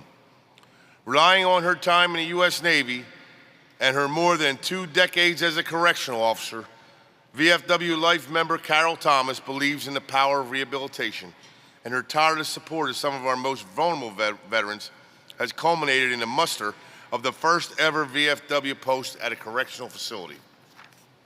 Her dedication to this too often forgotten and written off group of veterans ensures they've received the camaraderie, sense of purpose, and support they deserve, often helping to increase their journey to a successful transition back to the civilian world. Her work is truly invaluable. Her instituting of VFW 12226 at the Sterling Correctional Facility brings together both VFW eligible inmates and facility employees, and has truly made an impressive impact on this community of veterans. It's a living example of walking the walk for veterans. Today, it brings me great pleasure to present the 2024 VFW Distinguished Fraternal Award to VFW Life member Carol Thomas.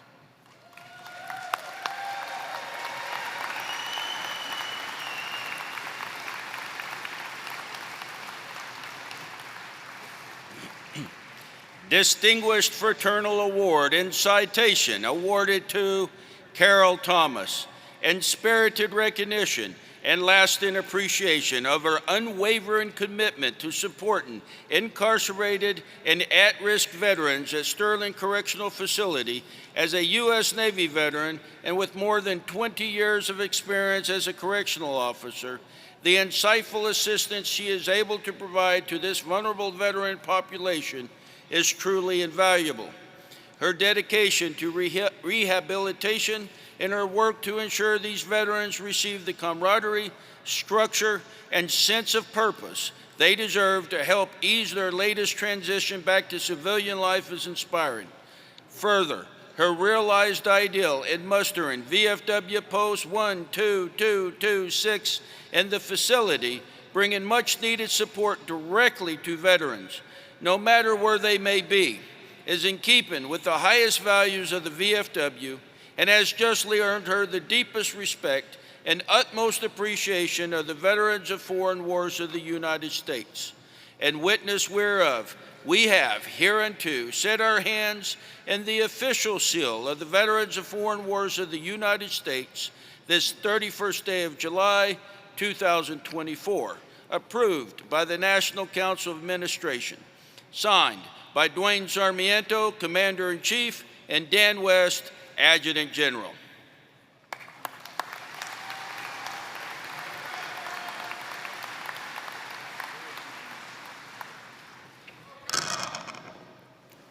Sorry, I'm short, so. Brothers and sisters, comrades, I am very honored to receive this award today, but it wouldn't be possible for the assistance from Chief and his staff, State of Colorado, my family, my friends, and also the 2425 tribe. And I am very humble, and I appreciate everybody's assistance in this, because we are bringing all veterans back to the forefront. Thank you.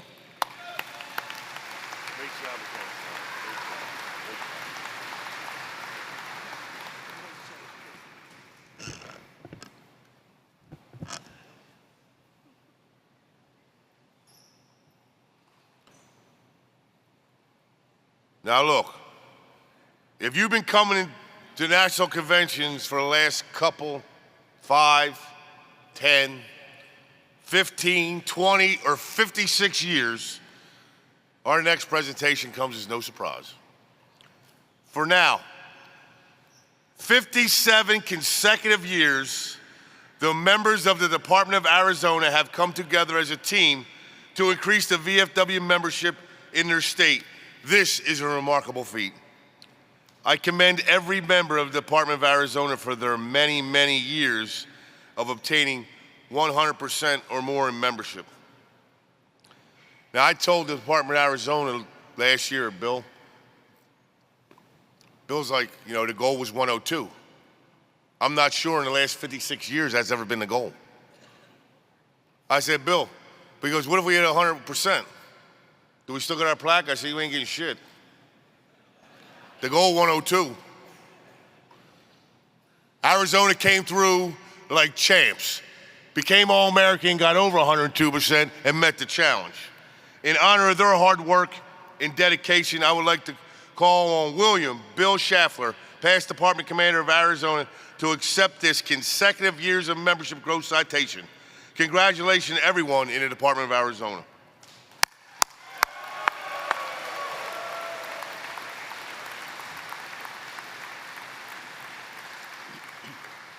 Certificate of Commendation awarded to Department of Arizona in recognition of the remarkable achievement of 57 consecutive years of membership sustained by a department of the Veterans of Foreign Wars of the United States. In witness whereof, we have hereunto set our hands and the official seal of the Veterans of Foreign Wars of the United States this 31st day of July, 2024. Signed by Dwayne Sarmiento, Commander-in-Chief, and Dan West, Adjutant General.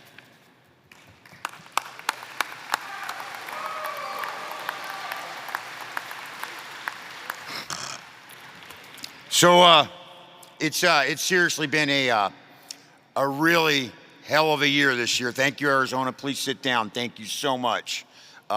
They know, they've been told multiple times, I would not be standing here without them. As far as this year, first of all, this year started with me having to do a little about 147-mile round trip because someone's wife confused her luggage. A trip which National still hasn't reimbursed me for, which took 2 hours, but hey, whatever, you know, 147 miles at Mach 12. Anyway, June 2nd of this year, Department of Arizona suffered a devastating day. If you're out there and you're hurting, and you're thinking about hurting yourself or others, you need to use that hole under your nose and let us know about it. We can't read your mind. I've had my own issues. I've had a phone in one hand and a gun in the other, and I've had to make that phone call. My buddy knew that. We talked about it 2 days before this incident. I'm sorry, Chief, you gave me the mic. You're gonna give me a minute. We talked about this, and yet he chose to do this at our convention. And like I said, the entire department's life changed in that moment. If you're hurting, as I said, please reach out, let us know. You're not alone. I am infantry, follow me.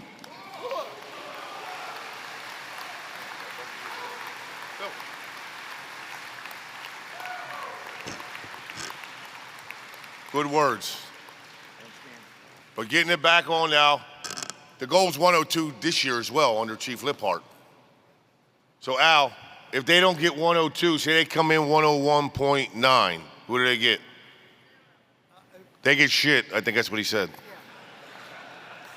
So you know the goal for 50, and I know Arizona's gonna make it again at 102. Even with the dry heat, Gene. Even with the dry heat. This year we reached a milestone, $13 million in scholarships provided to America's student veterans through our VFW Sport Clips Help a Hero Scholarship Program. Yes, yes. Can I get a clap? That's $13 million. Oh, Jesus. Let me tell you, if I had $13 million in my pocket, I'd be clapping. We absolutely wouldn't have been able to accomplish this without the devout friendship and generous support of the entire Sport Clips Haircut team. Our next speaker, spent 4.5 years in the Navy, listing right out at high school. Liberty, look, hey Jason, now look, if you've been here, the goofy Army with the hoo-woo, then you got the Marines going oorah, you got the Air Force yelling per diem. You know what Navy yells? Liberty call, Liberty call. Jason Arnold and his family have been a part of the Sport Clips system for 15 years.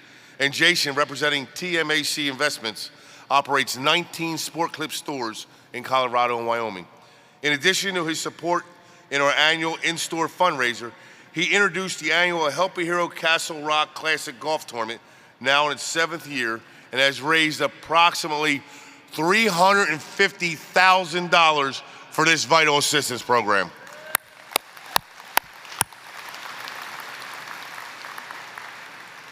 We are pleased he is able to join us today. Please give a warm welcome to a true supporter of America's student veterans, Jason Arnold.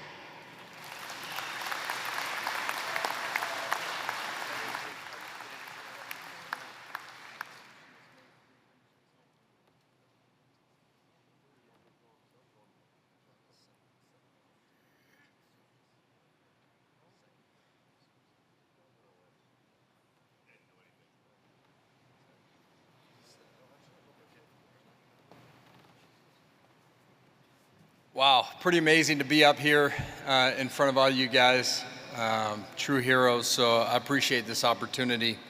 We are a family-owned business. TMAC Investments includes myself, my wife down here in the front, her mom and dad, Ted and Tina, my brother-in-law Riley, and his wife Jessica.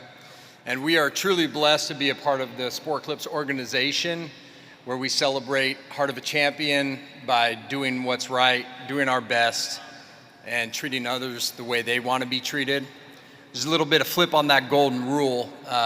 Rather than treating the people the way we want to be treated, we actually put ourselves in their shoes and think about how they want to be treated. So it's pretty special. Ashley and I are honored, like I said, to be here on this stage for the convention of America's #1 veteran support organization. Truly amazing, so thank you. And I get the privilege to kind of discuss our VFW Sport Clips partnership. It's been going on for almost about 30 years, so it's pretty amazing to be a part of that. Sport Clips first started the partnership with VFW back in 1996 with Operation Uplink, and it was this program that got our manager and ultimately our family truly fired up about supporting our veterans. The story goes, our manager, who wasn't a manager at the time, she was a stylist, but she received a phone call just out of the blue from her brother that was stationed overseas, and he called to say thank you for the calling card he'd received from his sergeant, which had the VFW logo and the Sport Clips logo, which is where she worked. He wouldn't have been able to make that phone call if it wasn't for that calling card and that support and that partnership. But as the internet became more available, calling cards became obsolete. I don't think I've ever seen one for the past 20 years, but our founder, Gordon Logan, an Air Force veteran, saw the growing need for higher education assistance as our veterans were coming home. So was born in 2013 the Sport Clips VFW Help a Hero Scholarship Fund, a fund where, as Chief said, over 2,900 scholarships and $13 million have been awarded to date. Those numbers are made possible by the fundraising efforts of over 1,850 locations nationwide. Donations are accepted 1 month before Veterans Day, and our family and other locations also donate $2 for every haircut made on that day. And hopefully you know, on Veterans Day, free haircut for veterans, so please stop by and get your free haircut. But we're pretty proud that for 6 years running, our Castle Rock location has been in the Heroes Club. That's the top 5 fundraisers in the nation. So it's a great trend that we got going on that we're excited to continue with the 7th year of the Castle Rock Classic and continued support from multiple stores in the Front Range of Colorado. If you would like to talk offline about how you can get involved, I'll be here afterwards out front. but ultimately this program is about our veterans. So please make sure that your posts are aware of this program and are utilizing it. So thank you for your time. Truly appreciate being up here on America's greatest stage. So thank you.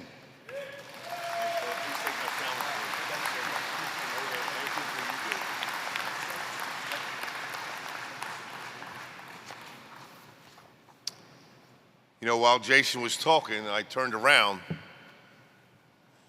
I saw Paul Herrera. Paul Herrera's up here. Good to see you, Paul. Give him a round of applause.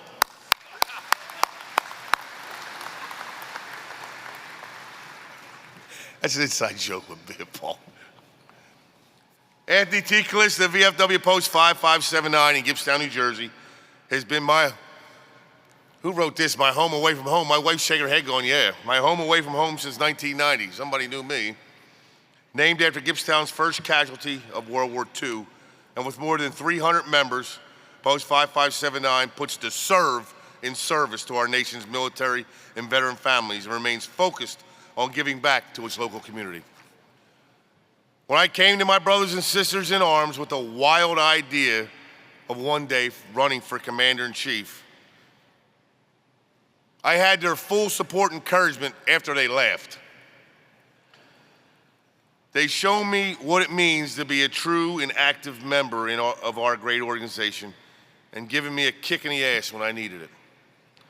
My fellow Post members have kept me grounded, focused, and humble, mostly.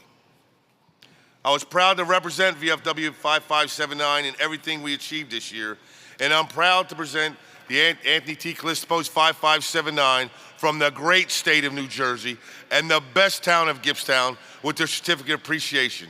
Here to accept this citation, please welcome to the stage Post 5579 Junior Vice Commander Dave Young.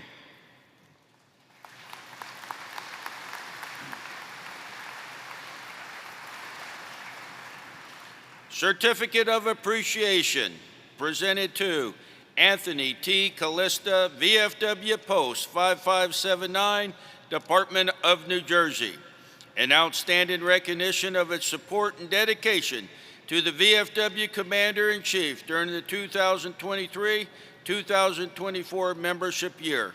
Its unwavering commitment to the Chief's success played an integral role in ensuring the achievements of the entire organization. Its steadfast encouragement and devotion exemplify the very best of the Veterans of Foreign Wars Post and has justly earned it the utmost appreciation of the organization. In witness whereof, we have hereunto set our hands and the official seal of the Veterans of Foreign Wars of the United States this 31st day of July, 2024. Signed by Dwayne Sarmiento, Commander-in-Chief, and Dan West, Adjutant General. At this time, if you are nominating for elections, please make your way to the stage. If you are making nominations, please make your way to the stage.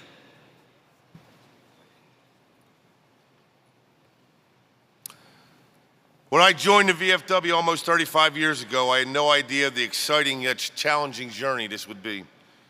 The VFW Department of New Jersey and every single member of our great state has been next to me every step of the way.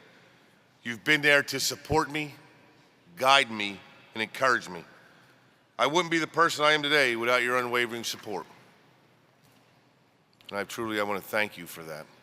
I was honored to represent you as VFW National Commander, and I hope you saw me stay true to who I am and where I came from. The words thank you just don't seem enough. So today is my honor to present the VFW Department of New Jersey with a certificate of appreciation. I can't thank you enough for your support, and I think more importantly, your friendship over the last 3 decades. Please give a big round of applause to the VFW Department of New Jersey 2425 Commander Luddy Austin, who is here to accept this citation on behalf of the department.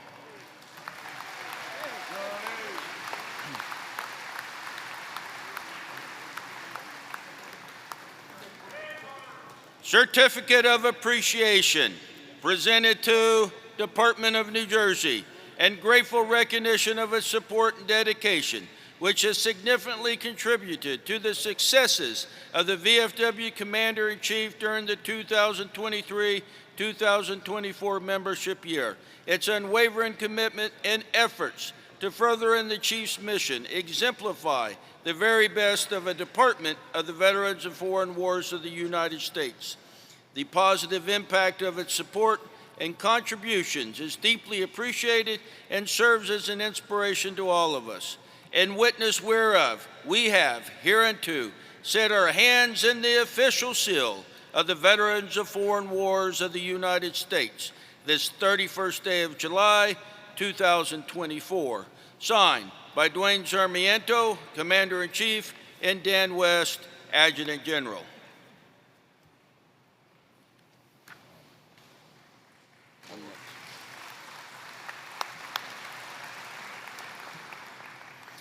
The 2023-2024 department commanders are now gathering here on the stage for a special presentation. Past Department of New Mexico Commander Victoria Haddocks, past Department of New Jersey Commander Jeff Walden, and past Department of Georgia Commander Patsy Schreiber are the representatives. Hi, everybody.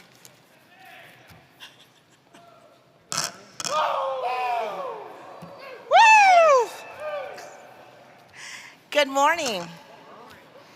First, I would like to recognize our Commander-in-Chief, Dwayne Sarmiento, who's totally out of woos.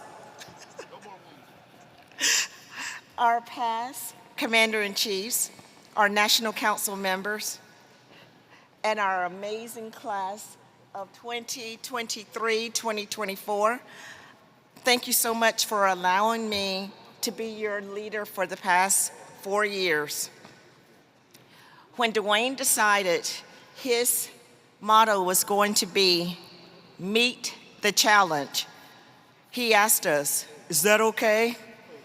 In his New Jersey accent, is that gonna be effing okay? Yeah, Dwayne, that's effing okay. Yes, you did. And Dwayne always said, I'm just a bus driver. You guys gotta be my students on the bus. Sometimes I think it was a short bus. I really do. Our class did have some issues, I'm not gonna lie. Sometimes we didn't love each other. Sometimes we didn't even like each other, but we made it work. And you can tell that by all of the white hats you see behind me. This was an amazing group. I was so honored to be a part of it. It's my pleasure to introduce 2 other people that have gifts for Dwayne before we give him his final gift. First, it will be Heath. Heath, come on up for me. My friend and my comrade. Yeah, you got the dog. Want to tell him about it? All right, so a year ago, remember the dry heat? Dry heat. Thanks, Arizona. So if you don't know, our national president, she's from Utah.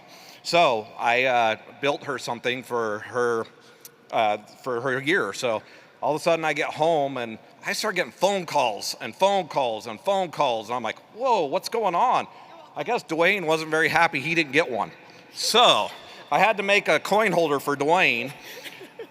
So it's in the shape of New Jersey if you haven't figured this out, but the Utah one was in Utah. So we made sure we got him one. Sorry, Dwayne, it does not fit all 50 coins. I couldn't get it big enough. Wow, thank you. Thank you for doing that.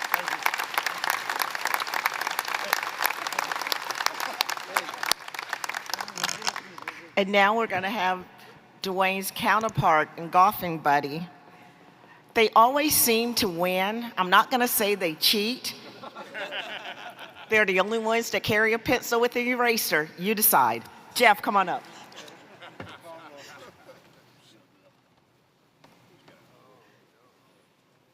Look, all I know is I have the Super Bowl ring from the Dominican to prove who won. So going back, I mean, if you look back 10 years ago, and I know Dwayne probably uses this while he tours and talks, But who would have thought he was going to be the national commander? Who would have thought I would be the state commander? The duo goes back a long time of antics. But, you know, I'm proud to be up here to show our support for the national commander-in-chief, and somehow, some weird twist of fate, I'm the department commander and he's the national commander at the same time. And I couldn't have picked a better chief than Dwayne. So on behalf of the entire class, I know you know what, if you can't figure out there's not a midget hopping out of here. Well, I know. Oh, shit. Oh, snap.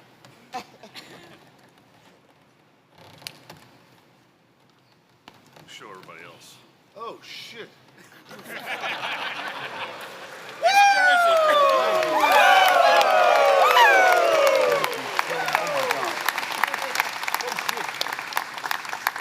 Don't let Gordano see that, because I guarantee you guys didn't get to go to the Quartermaster General's office. Don't look at this. It was licensed on the New Jersey boardwalk.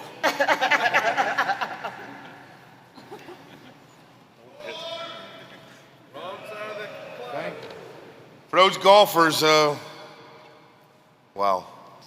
It's the latest tailor-made QI irons. Wow. Thank you so much. Thank you.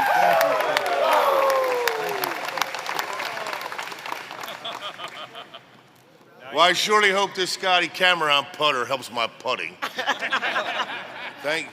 Okay, stay right here. From everybody here, thank you so much. Stay right here, Dwayne. We have one more. Oh, one more. We have one more. Most of you know I am a quitter by trade, and I wanted to do something special to remember your year. So I made you a quilt. At the 100+ hours of labor, your commander's quilt is behind you. Oh.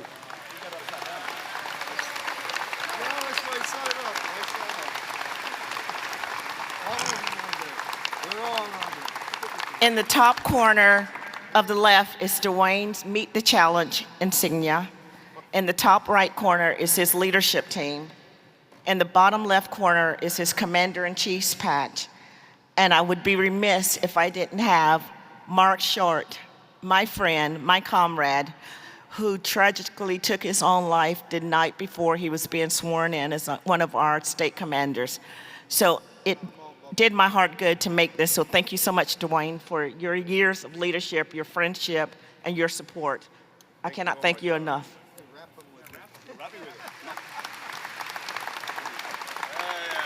I feel like James Brown. Please. Thank you. If you don't mind, I don't want to put my back to you, but I want to address the class if the body don't mind. It is truly my honor to be your commander-in-chief. I always said we're a team.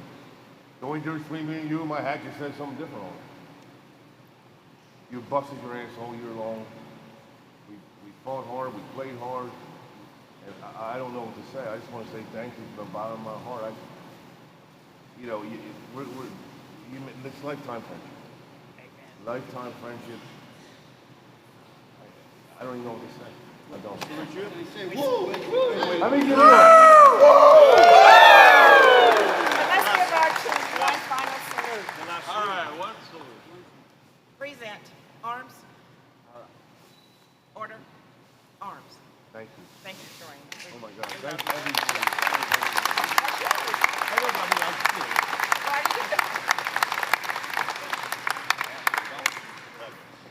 Charlie might get to Where he's going? Hold on. Let me stand down.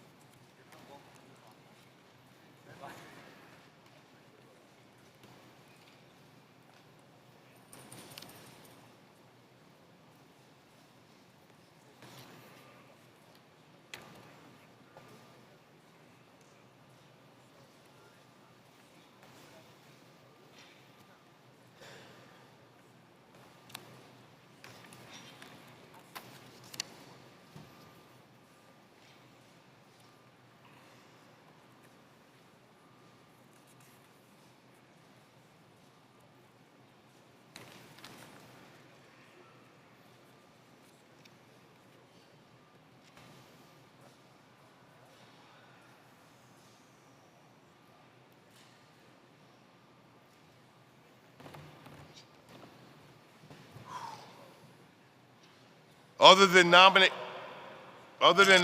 of officers, is there any other business to come before this convention? Any other business? Any other business? Hearing none, I will call on the Adjutant General to make any announcements he may have.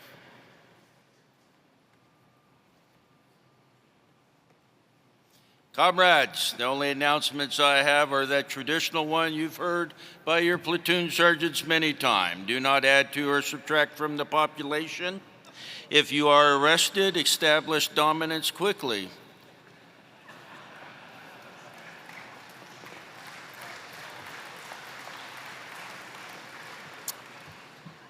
We will now proceed with the nomination of the 24-25 national officers. I will open the nomination for the office of Commander-in-Chief. Is there any nominations for Commander-in-Chief? I hope.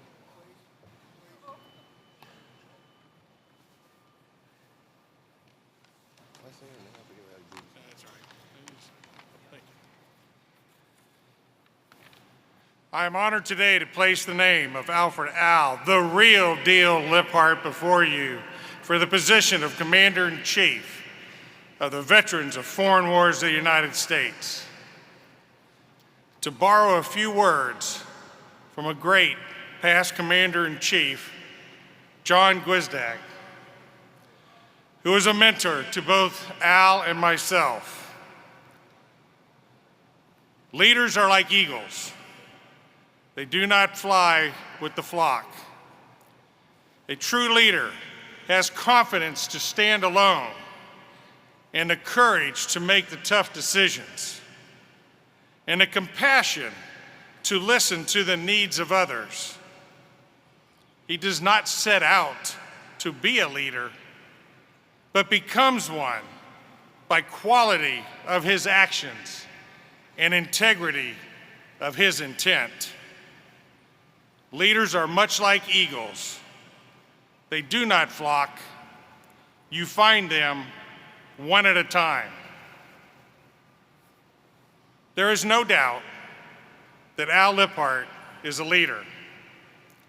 He served in the United States Army from 1965 to 1979, earning his VFW eligibility by serving in Vietnam from 1967, 68, and again in 1970 to 71.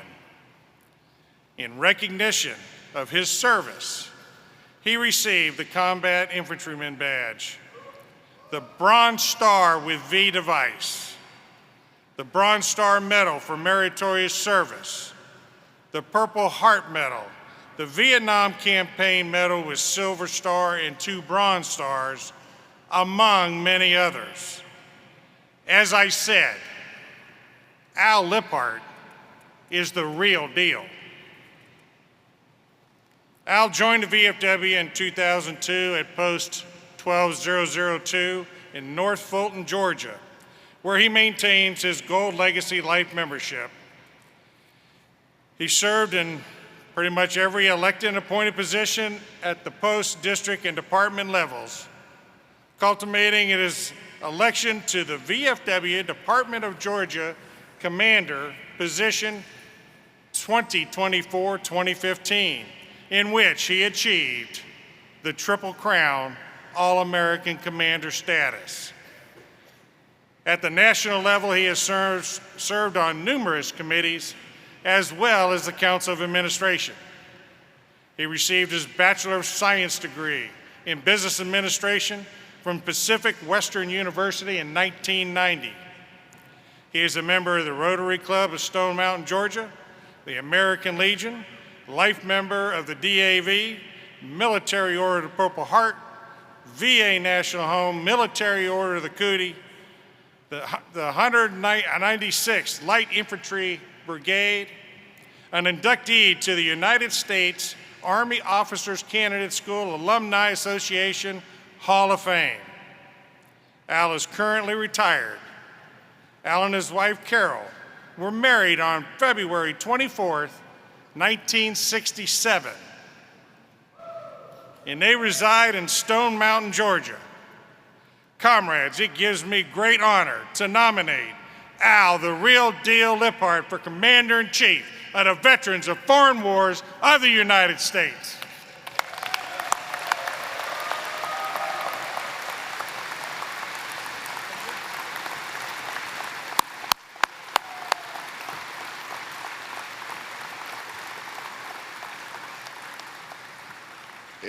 I know. Seconds. In case you didn't know, I failed to recognize, who's nominated. That was past Commander-in-Chief Hal Roche. Just in case you didn't know. Is there any seconds? I recognize National Council Member of Georgia, Jeff Carroll.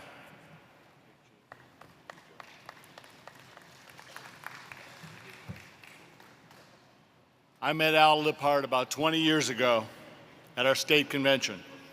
It was my first state convention, and you know how it is when you go to your first state convention, you don't know many people other than the post members, maybe some members of your district. But I sat down at a table with a guy I didn't know, and we started talking. That man was Al Liphart. He was a comrade then, and I can tell you that regardless of what position he holds in the VFW, he's a comrade today. I was impressed then by his enthusiasm, his energy, and his unapologetic love of our country and the VFW. I've watched Al move up through the ranks of the VFW, and it has always been clear to me that Al Liphart is a leader, a man of his word, and a warrior. And you will never hear Al say, "But we've always done it that way." Anyone who has heard him speak knows that Al is a comrade for this job, and that is why I enthusiastically and unapologetically second the nomination for Al Liphart for Commander-in-Chief of the Veterans of Foreign Wars of the United States. Thank you, Jeff.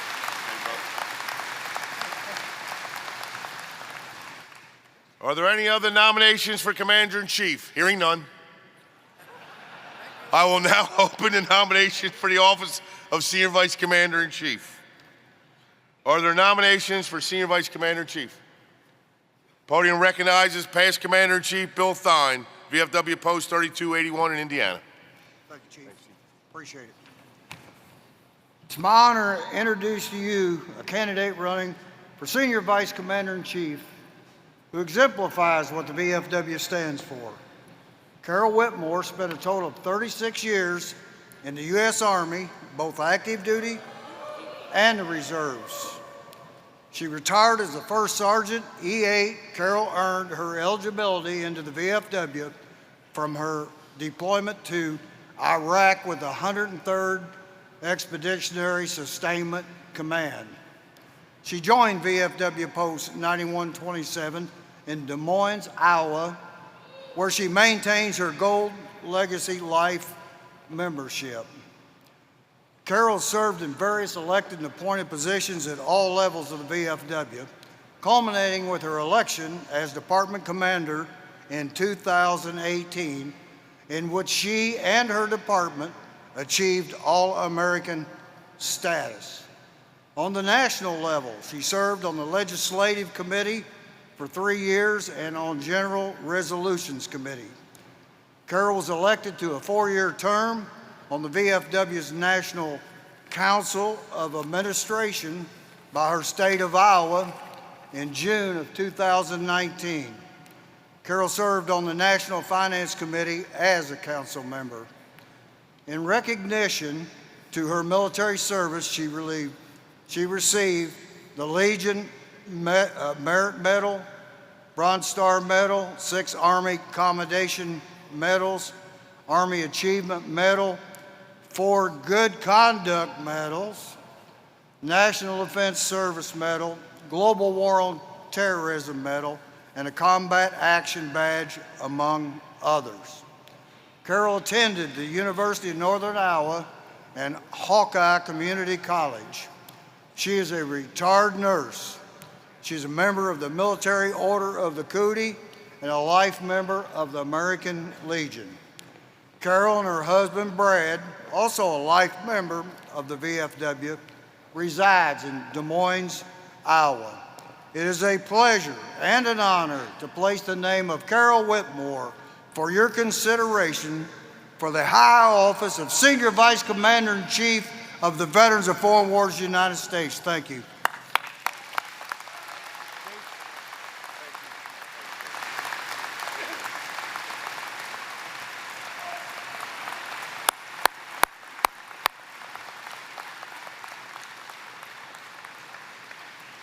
Do we have any seconds?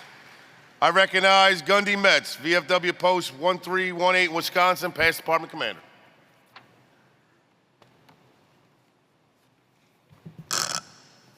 Good morning.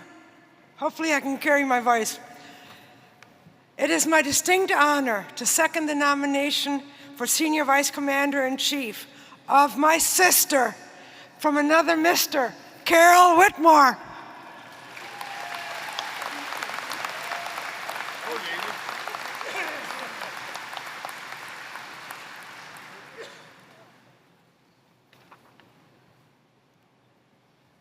Are there any other nominations for Senior Vice Commander-in-Chief? Hearing none, I will now open the nomination for the office of Junior Vice Commander-in-Chief. Is there any nomination for Junior Vice Commander-in-Chief? Chair recognizes Vincent B.J. Lawrence, past Commander-in-Chief, VFW Post 7686 in New Mexico. Morning, comrades. I'm honored this morning to stand before you to offer the nomination of a United States Air Force retiree from the great state of Montana, Timothy Peters. Tim has served this organization for approximately 27 years. Tim has the full support and love of his wife and family behind him as he pursues his quest to join Team Liphart and Whitmore. Tim has served in a myriad of positions in our great organization. To name a few, he has served on the National Council of Administration. Tim has served 2 past commanders-in-chiefs as National Budget Chairman.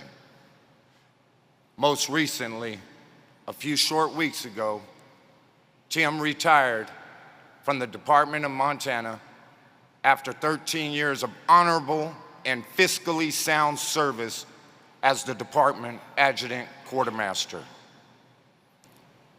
Comrades, that service has proven that Tim has an acute attention to detail as it pertains to fiscal duties and responsibilities. Today, I ask that you join me in support and consideration to elect Timothy Peters as your next Junior Vice Commander-in-Chief. Thank you.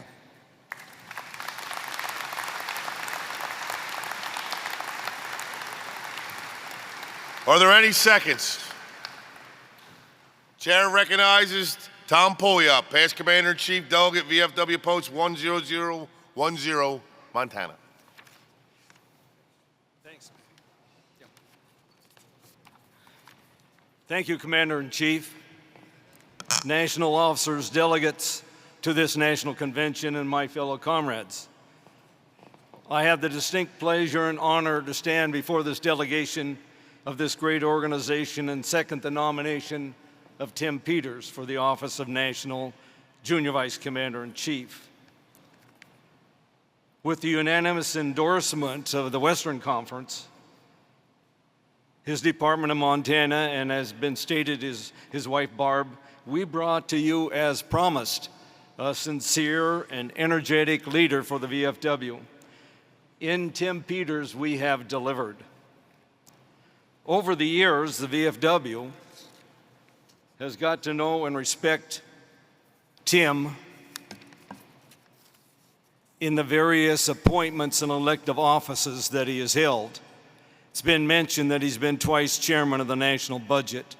He's been Western Conference Secretary, a national council member, and a member of numerous national committees.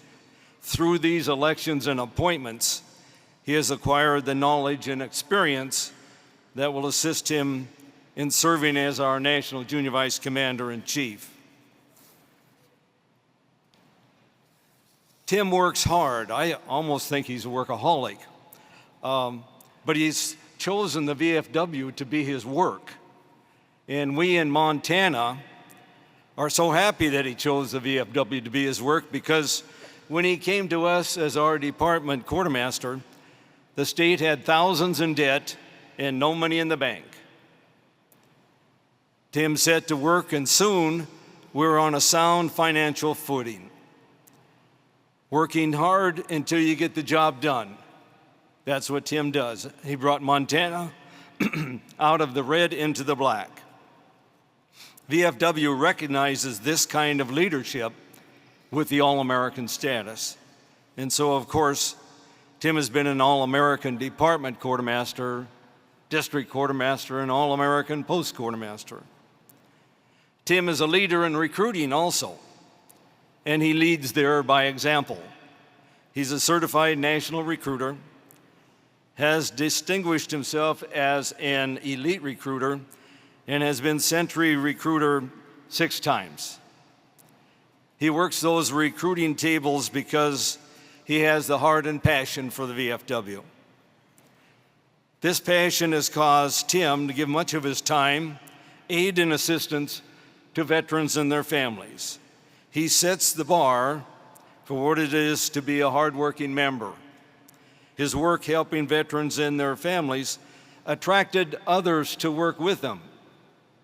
Before long, Tim had a team of people working with him, getting things done. At every stage, Tim set the goals, and working together, the team reached or exceeded those goals.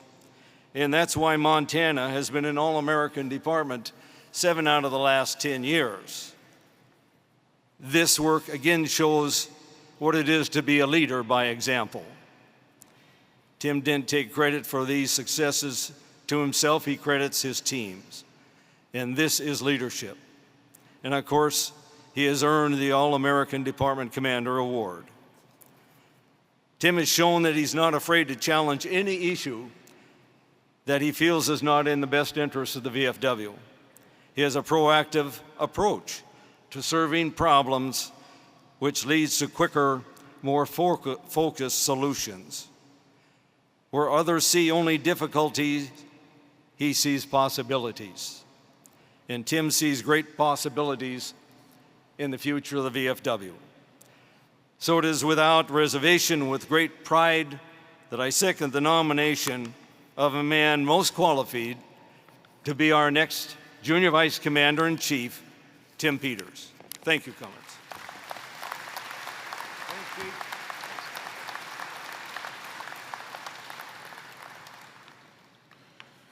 Are there any other nominations for Junior Vice Commander-in-Chief? Hearing none, I will now open the nomination for the office of Quartermaster General. Is there any nominations for Quartermaster General? Chair recognizes Hal Roche, past Commander-in-Chief, Delegate, VFW Post 3219, Department of Virginia.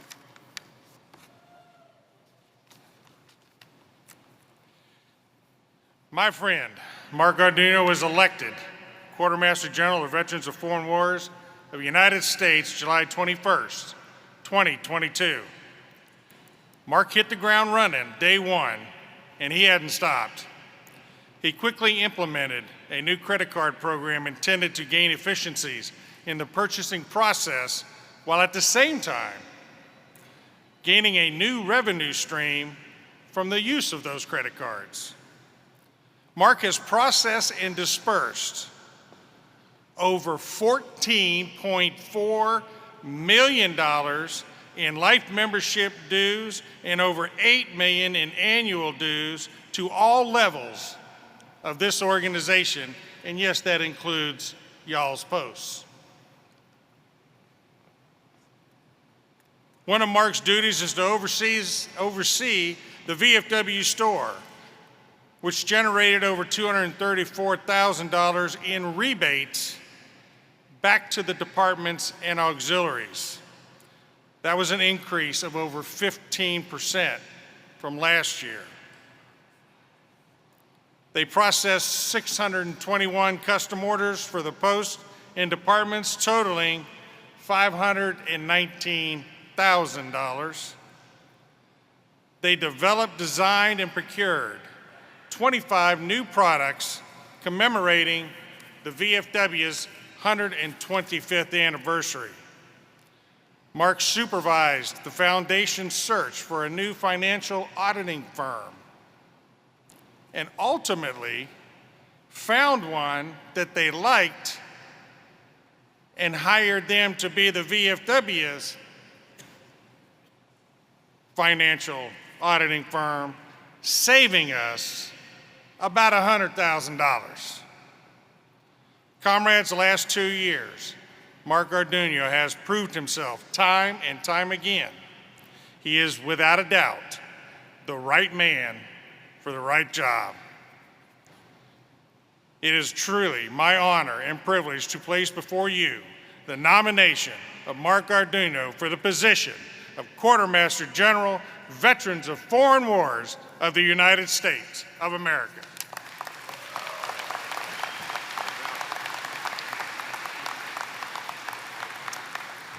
Is there a second? The chair recognizes Victor, I got more Bravo Zulus than Greg Stafford ever will, Letourneau.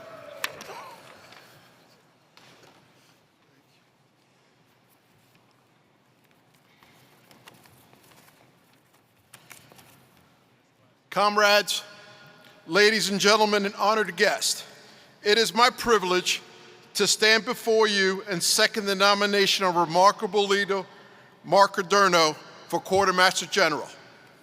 Mark embodies the spirit and selflessness of service that defines the VFW. His journey began on the battlefield where he wore the uniform of the U.S. Army for 20 years. As a Chief Warrant Officer 3, specializing in human resources, he served with unwavering dedication in ensuring the welfare of his fellow soldiers. But Mark's commitment extended beyond the military. In 2005, he joined VFW Post 8180 in Seoul, South Korea, initiating a passion for advocacy and camaraderie. His leadership skills shone brightly, earning him the title of Triple Crown American Commander and leading a VFW Outstanding Community Service post in 2016.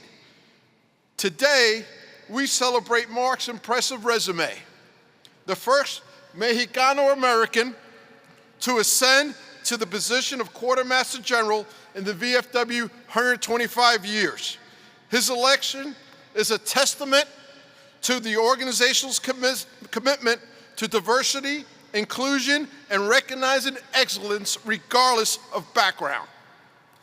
In his nomination speech last convention, Mark expressed his enthusiasm and honor for his role. He said, "I'm so thrilled and honored to be in this position.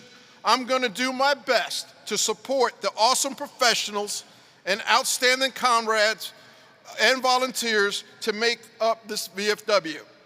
His words resonate with purpose and determination. Mark's pursuit of education reflects his commitment to lifelong learning. He holds a Master of Science degree in Nonprofit Management from Wilmington University, class of 2021, a Bachelor of Science of Organizational Management, and an Associate's degree in Applied Science from Fayetteville Tech. His academic achievements mirror his dedication to excellence. As Quartermaster General, Mark will continue to safeguard the VFW legacy, assuming that our veterans receive the support they deserve. His leadership will inspire generations to come, reminding us that service transcends borders and backgrounds. In closing, let me say that Mark and I are not only friends and fellow comrades. I'll be serving as the incoming budget chair for 24-25, which means I have had a different perspective than most on how he has performed and served our organization. Let us rally behind Mark Adorno, our trailblazer, our advocate, and our Quartermaster General. May his tenure continue to be marked by compassion, innovation, and unwavering commitment to our veterans. Comrade Adorno, we salute you. Thank you.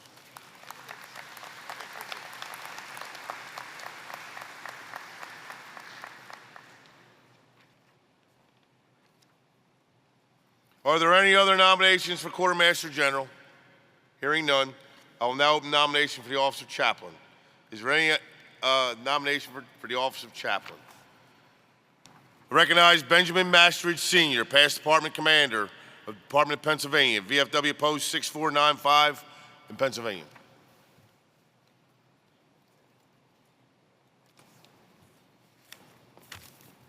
Good morning. I bring you greetings from the great state of Pennsylvania and our esteemed new commander, Barbara Loncart. This morning I am here to nominate Peter R. Hook for the high office of National Chaplain for the Veterans of Foreign Wars. His military service, he earned his certification for the VFW. He was drafted in the Army in 1966. He attended OCS Infantry School in Fort Benning, Georgia. He served with the 1st Infantry Division in Vietnam in 1967 and 1968. We all know, as Vietnam veterans, 68 was a hell of a year for Tet. When he was done with his, he also received a Bronze Star and 2 Air Medals for his service in Vietnam. His experience, he was ordained in 1978. He's the chaplain of Baylor University Medical Center in Dallas, Texas for 6 years. He's a church pastor, a church consultant, and a church speaker. He served as District 8 and Yardley Lower Mankfield Post 6393 chaplain. He presides over the post chaplain of Marysville Memorial Post, VFW Post 6076. A native of Mayersville, Pennsylvania, Peter has also called Indiana and Texas his home. For the last 40 years, has resided in Langhorne, Pennsylvania. He received his Bachelor of Science degree from the Lancaster Bible School and earned his 4-year Master's Theological degree from the Dallas Technological Seminary. He has also studied at Grace Theological Seminary in Indiana and, believe it or not, in Jerusalem University in Israel. Peter has served as a pastor, a church consultant, and an intern pastor of the members of church. In addition to his pastoral ministry, Peter has been part of the facility of the Philadelphia Bible University, now Cairn University, for the past 29 years, and is national instructor for the Walk-Through Bible Ministry. He is a Gold Legacy Life member of Mayersville Memorial VFW Post 6076.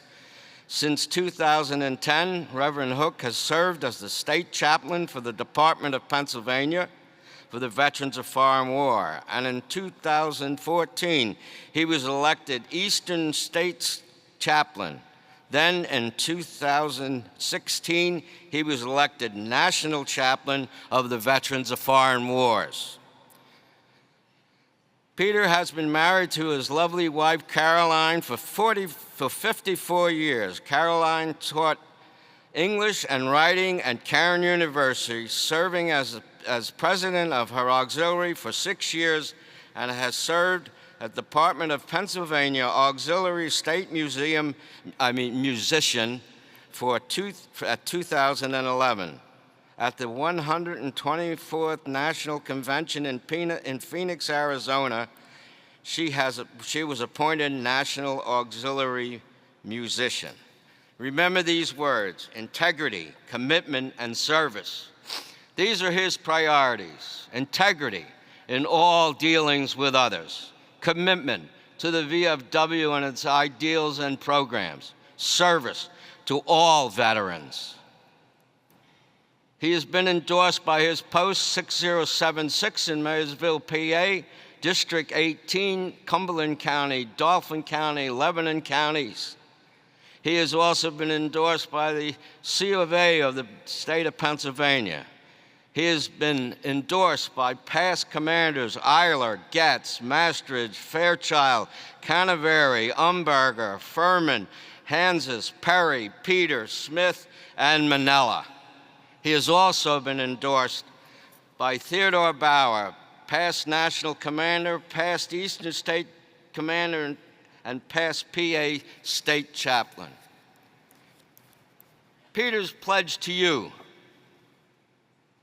In my role as VFW National Chaplain, I will continue to work with each of the conferences, departments, districts, and post chaplains and function as a resource person and coach to each of them and to show them the responsibilities of ministry effectively to the post members of their facilities. He does not want a chaplain to show up and do 3 prayers and go home. He is that kind of man. On a personal note, I have known Peter many, many years. And anyhow, I've known Peter forever. I've nominated him in several things. You will never find a more dedicated man for this job. He loves veterans, he respects veterans, and he will work hard to make sure the office of chaplain throughout this great land will be respected and known for its goodness. That being said, I am more than proud to nominate Peter R. Hook for the ensuing year of 2024 and 2025 for the high office of National Chaplain for the Veterans of Foreign Wars. God bless America.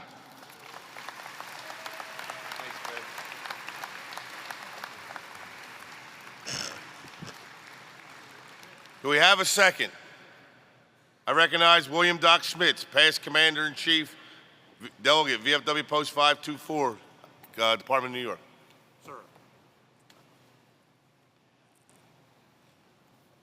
Pay attention. Picture me doing this. I am a sinner. How in the hell this came about, I don't have a clue, but it did, so I'm here. As a member of this organization and a 32nd degree Mason, I do believe in a God. God's good, and he's kept my butt on the right side of the grass for a long time. This guy's got character. There's 4 religious people that have impressed me in my life. One was a Catholic priest who sent troubled youth to camp. I was one of the ones that went to camp. I never got to say thank you because I was a bit of a character. The second one was a chaplain that I met at the last month of 13 months in Vietnam. He was a chaplain in First Med. He dealt with death and dying day in and day and night, because we know, us combat son of a guns, and I cleaned that up, chaplain, is there was a lot of, you don't pick when you're kicking the bucket. And that poor son of a gun was up at the middle of the night, 3 in the morning, and up A&M trying to keep people to stay alive or help them die. The third is R.P. Kane, the chaplain for the Department of New York, Purple Heart Army recipient from Vietnam. How he has the strength and the dedication to help people at that level, he's stronger than I am. Then there's this other guy back here, the guy with the hook. I've watched him a lot, and these are my words. He's got his shit together, and he's one good son of a bitch.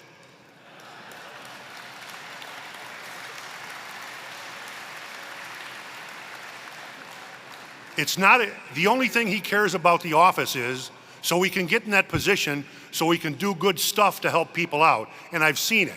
So if you've got an issue going on, I don't give a damn what it is.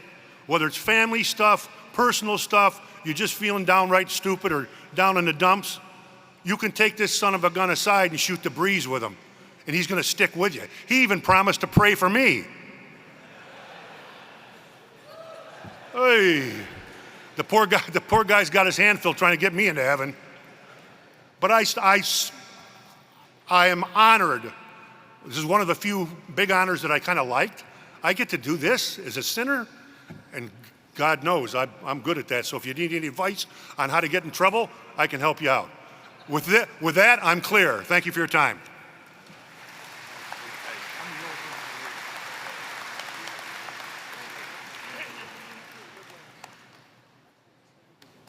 And Reverend Hook worries about me talking.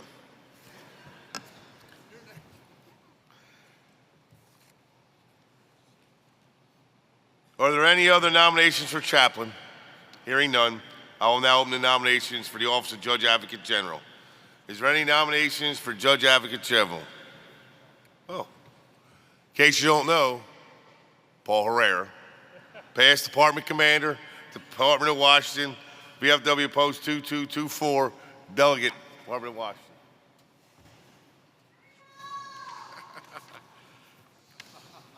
Commander-in-Chief, national officers, past commanders-in-chiefs, and fellow comrades and delegates of the 125th VFW National Convention, I have the honor today to talk about a friend and a comrade, Joshua Schreck.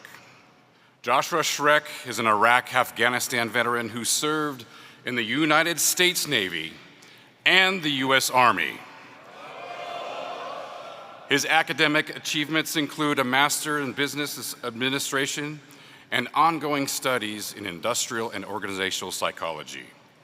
With a background as a chief officer in business and a successful consulting owner, Joshua is renowned for his expertise in operations, human resources, and strategic planning. Having held various VFW leadership roles at the post, state, and national levels, Joshua's contributions are well known. As the current national parliamentarian, he has supported literally thousands of comrades through his guidance and assistance with his Facebook page, emails, and phone calls. His expertise in parliamentarian procedures and VFW institutional knowledge shows he knows processes. But more importantly, his integrity and unbiased judgment has been displayed in many important VFW meetings at the grassroots level and at the highest national levels.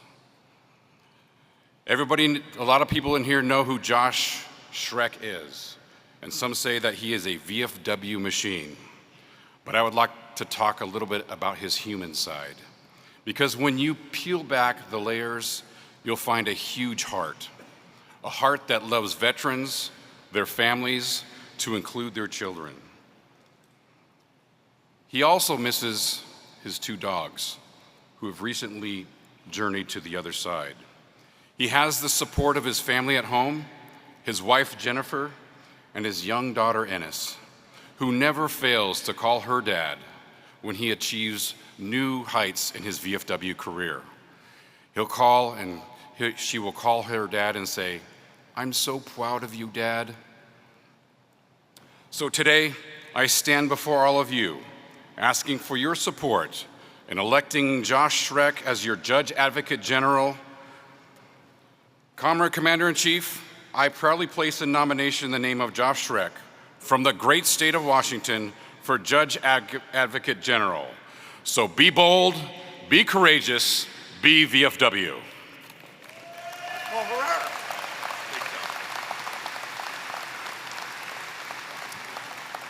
Do we have a second? Chair recognizes Drew James, Department Junior Vice Commander, Delegate, VFW Post 7511, Department of Washington. I guess I got demoted, Chief? I don't read the papers. Fair enough. It's the little things, right? Death of 1,000 cuts. The paper says Junior Vice Commander. Drew is the Senior Vice Commander for the Department of Washington.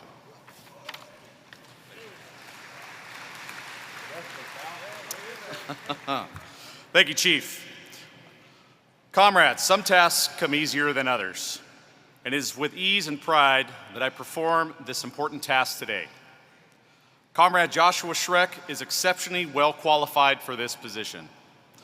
As Comrade Herrera highlighted, Josh has deep roots in this organization that is sought out by comrades across the VFW. Often, when someone has a question about our organizational rules, the answer is simple: contact Josh Schreck. This is a testament to his knowledge of our bylaws, manual of procedure, rituals, and Robert's Rules of Order. I cannot think of a more well-rounded comrade to take on the esteemed role of Judge Advocate General. Josh embodies the dedication and excellence, and it is my honor and privilege to second the nomination for Joshua Schreck to serve as Judge Advocate General of the Veterans of Foreign Wars of the United States. Thank you.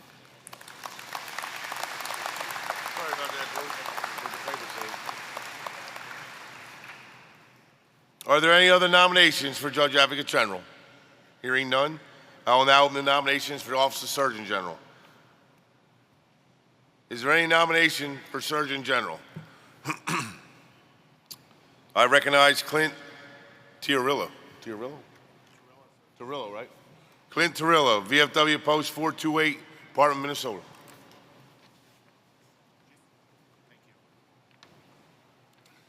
Commander, National Officers, comrades, it is my distinct honor to stand before you today to nominate Dr. James R. Turla from the great state of Minnesota for Surgeon General for the ensuing term. Jim has served for 40 years as a professional psychologist, assisting veterans, connecting them to their benefits that they are due. I cannot tell you how many times through our travels I've had veterans approach me and say, "It's because of Doc that I finally got the benefits that I deserved. I'm at 100%. I'm not going to be homeless. I have the funds I need. I'm in a better place. I'm not contemplating suicide." So that is the kind of man that he is, a tireless advocate for veterans. He served with distinction at the post, district, department, and even at the national level before. He's a graduate of Bemidji State University, go Beavers from Minnesota, Wichita State, go Shockers, and also from Texas Tech, go Red Raiders. I can't tell you how happy I am to be up here to nominate him for the ensuing term and how proud we are of him in Minnesota, and I am so privileged and honored to call him my dad, Dr. James Turla, placing his name in the nomination for Surgeon General for the upcoming term. Thank you.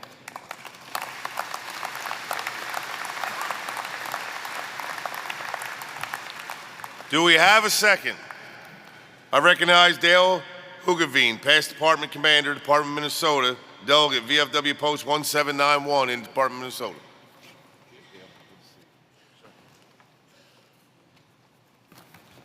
Good morning, comrades. You just heard a most heartfelt nomination of Dr. James Turla by his son and fellow life member of the Veterans of Foreign Wars. I'm honored to stand before you to give you some additional insight into our comrade. Doc doesn't know this, but he was very influential in the decisions I made to pursue the opportunity to serve this organization at the department level. He was one of the first department officers to engage me in conversation at the first department event I attended a number of years ago. I don't know why he took the time to speak with me, and today perhaps he wonders the same. His professionalism, friendly demeanor, and the fact he seemed to know and address everyone in attendance by name impressed and inspired me. Dr. Turla is the only state surgeon I've known, a testament to the high regard the comrades of the Department of Minnesota have for him, as he has served in that capacity for 14 years. This will be his fourth tour as our Surgeon General, a testament to the high regard the Big Ten Conference and you, the members of this outstanding organization, have for him. Retiring after 20 years of service at the VA hospital in St. Cloud, Minnesota, Doc continues to serve the veteran community in private practice, being sought out by veterans throughout the country. Bringing awareness to veterans, their families, and to the public regarding mental health and suicide prevention has been a top priority for Doc. Serving others is his definition of success. I am most grateful for his mentorship and friendship. Comrades, it is my true honor to second the nomination of Dr. James Turilla for election to the esteemed office of Surgeon General of the Veterans of Foreign Wars of the United States.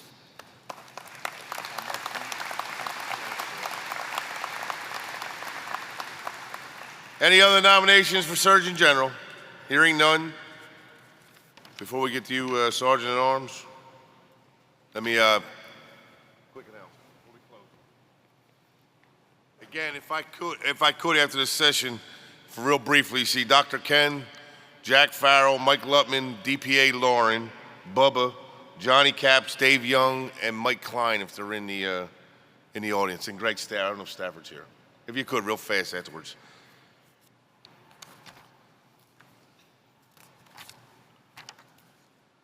I will now ask the Sergeant at Arms, please perform the closing ceremonies for today's business meeting. Yes, sir, Comrade Commander in Chief, sir. Comrades, all rise. Comrade National Chaplain, would you lead us in our closing prayer? Uncover, parade, rest.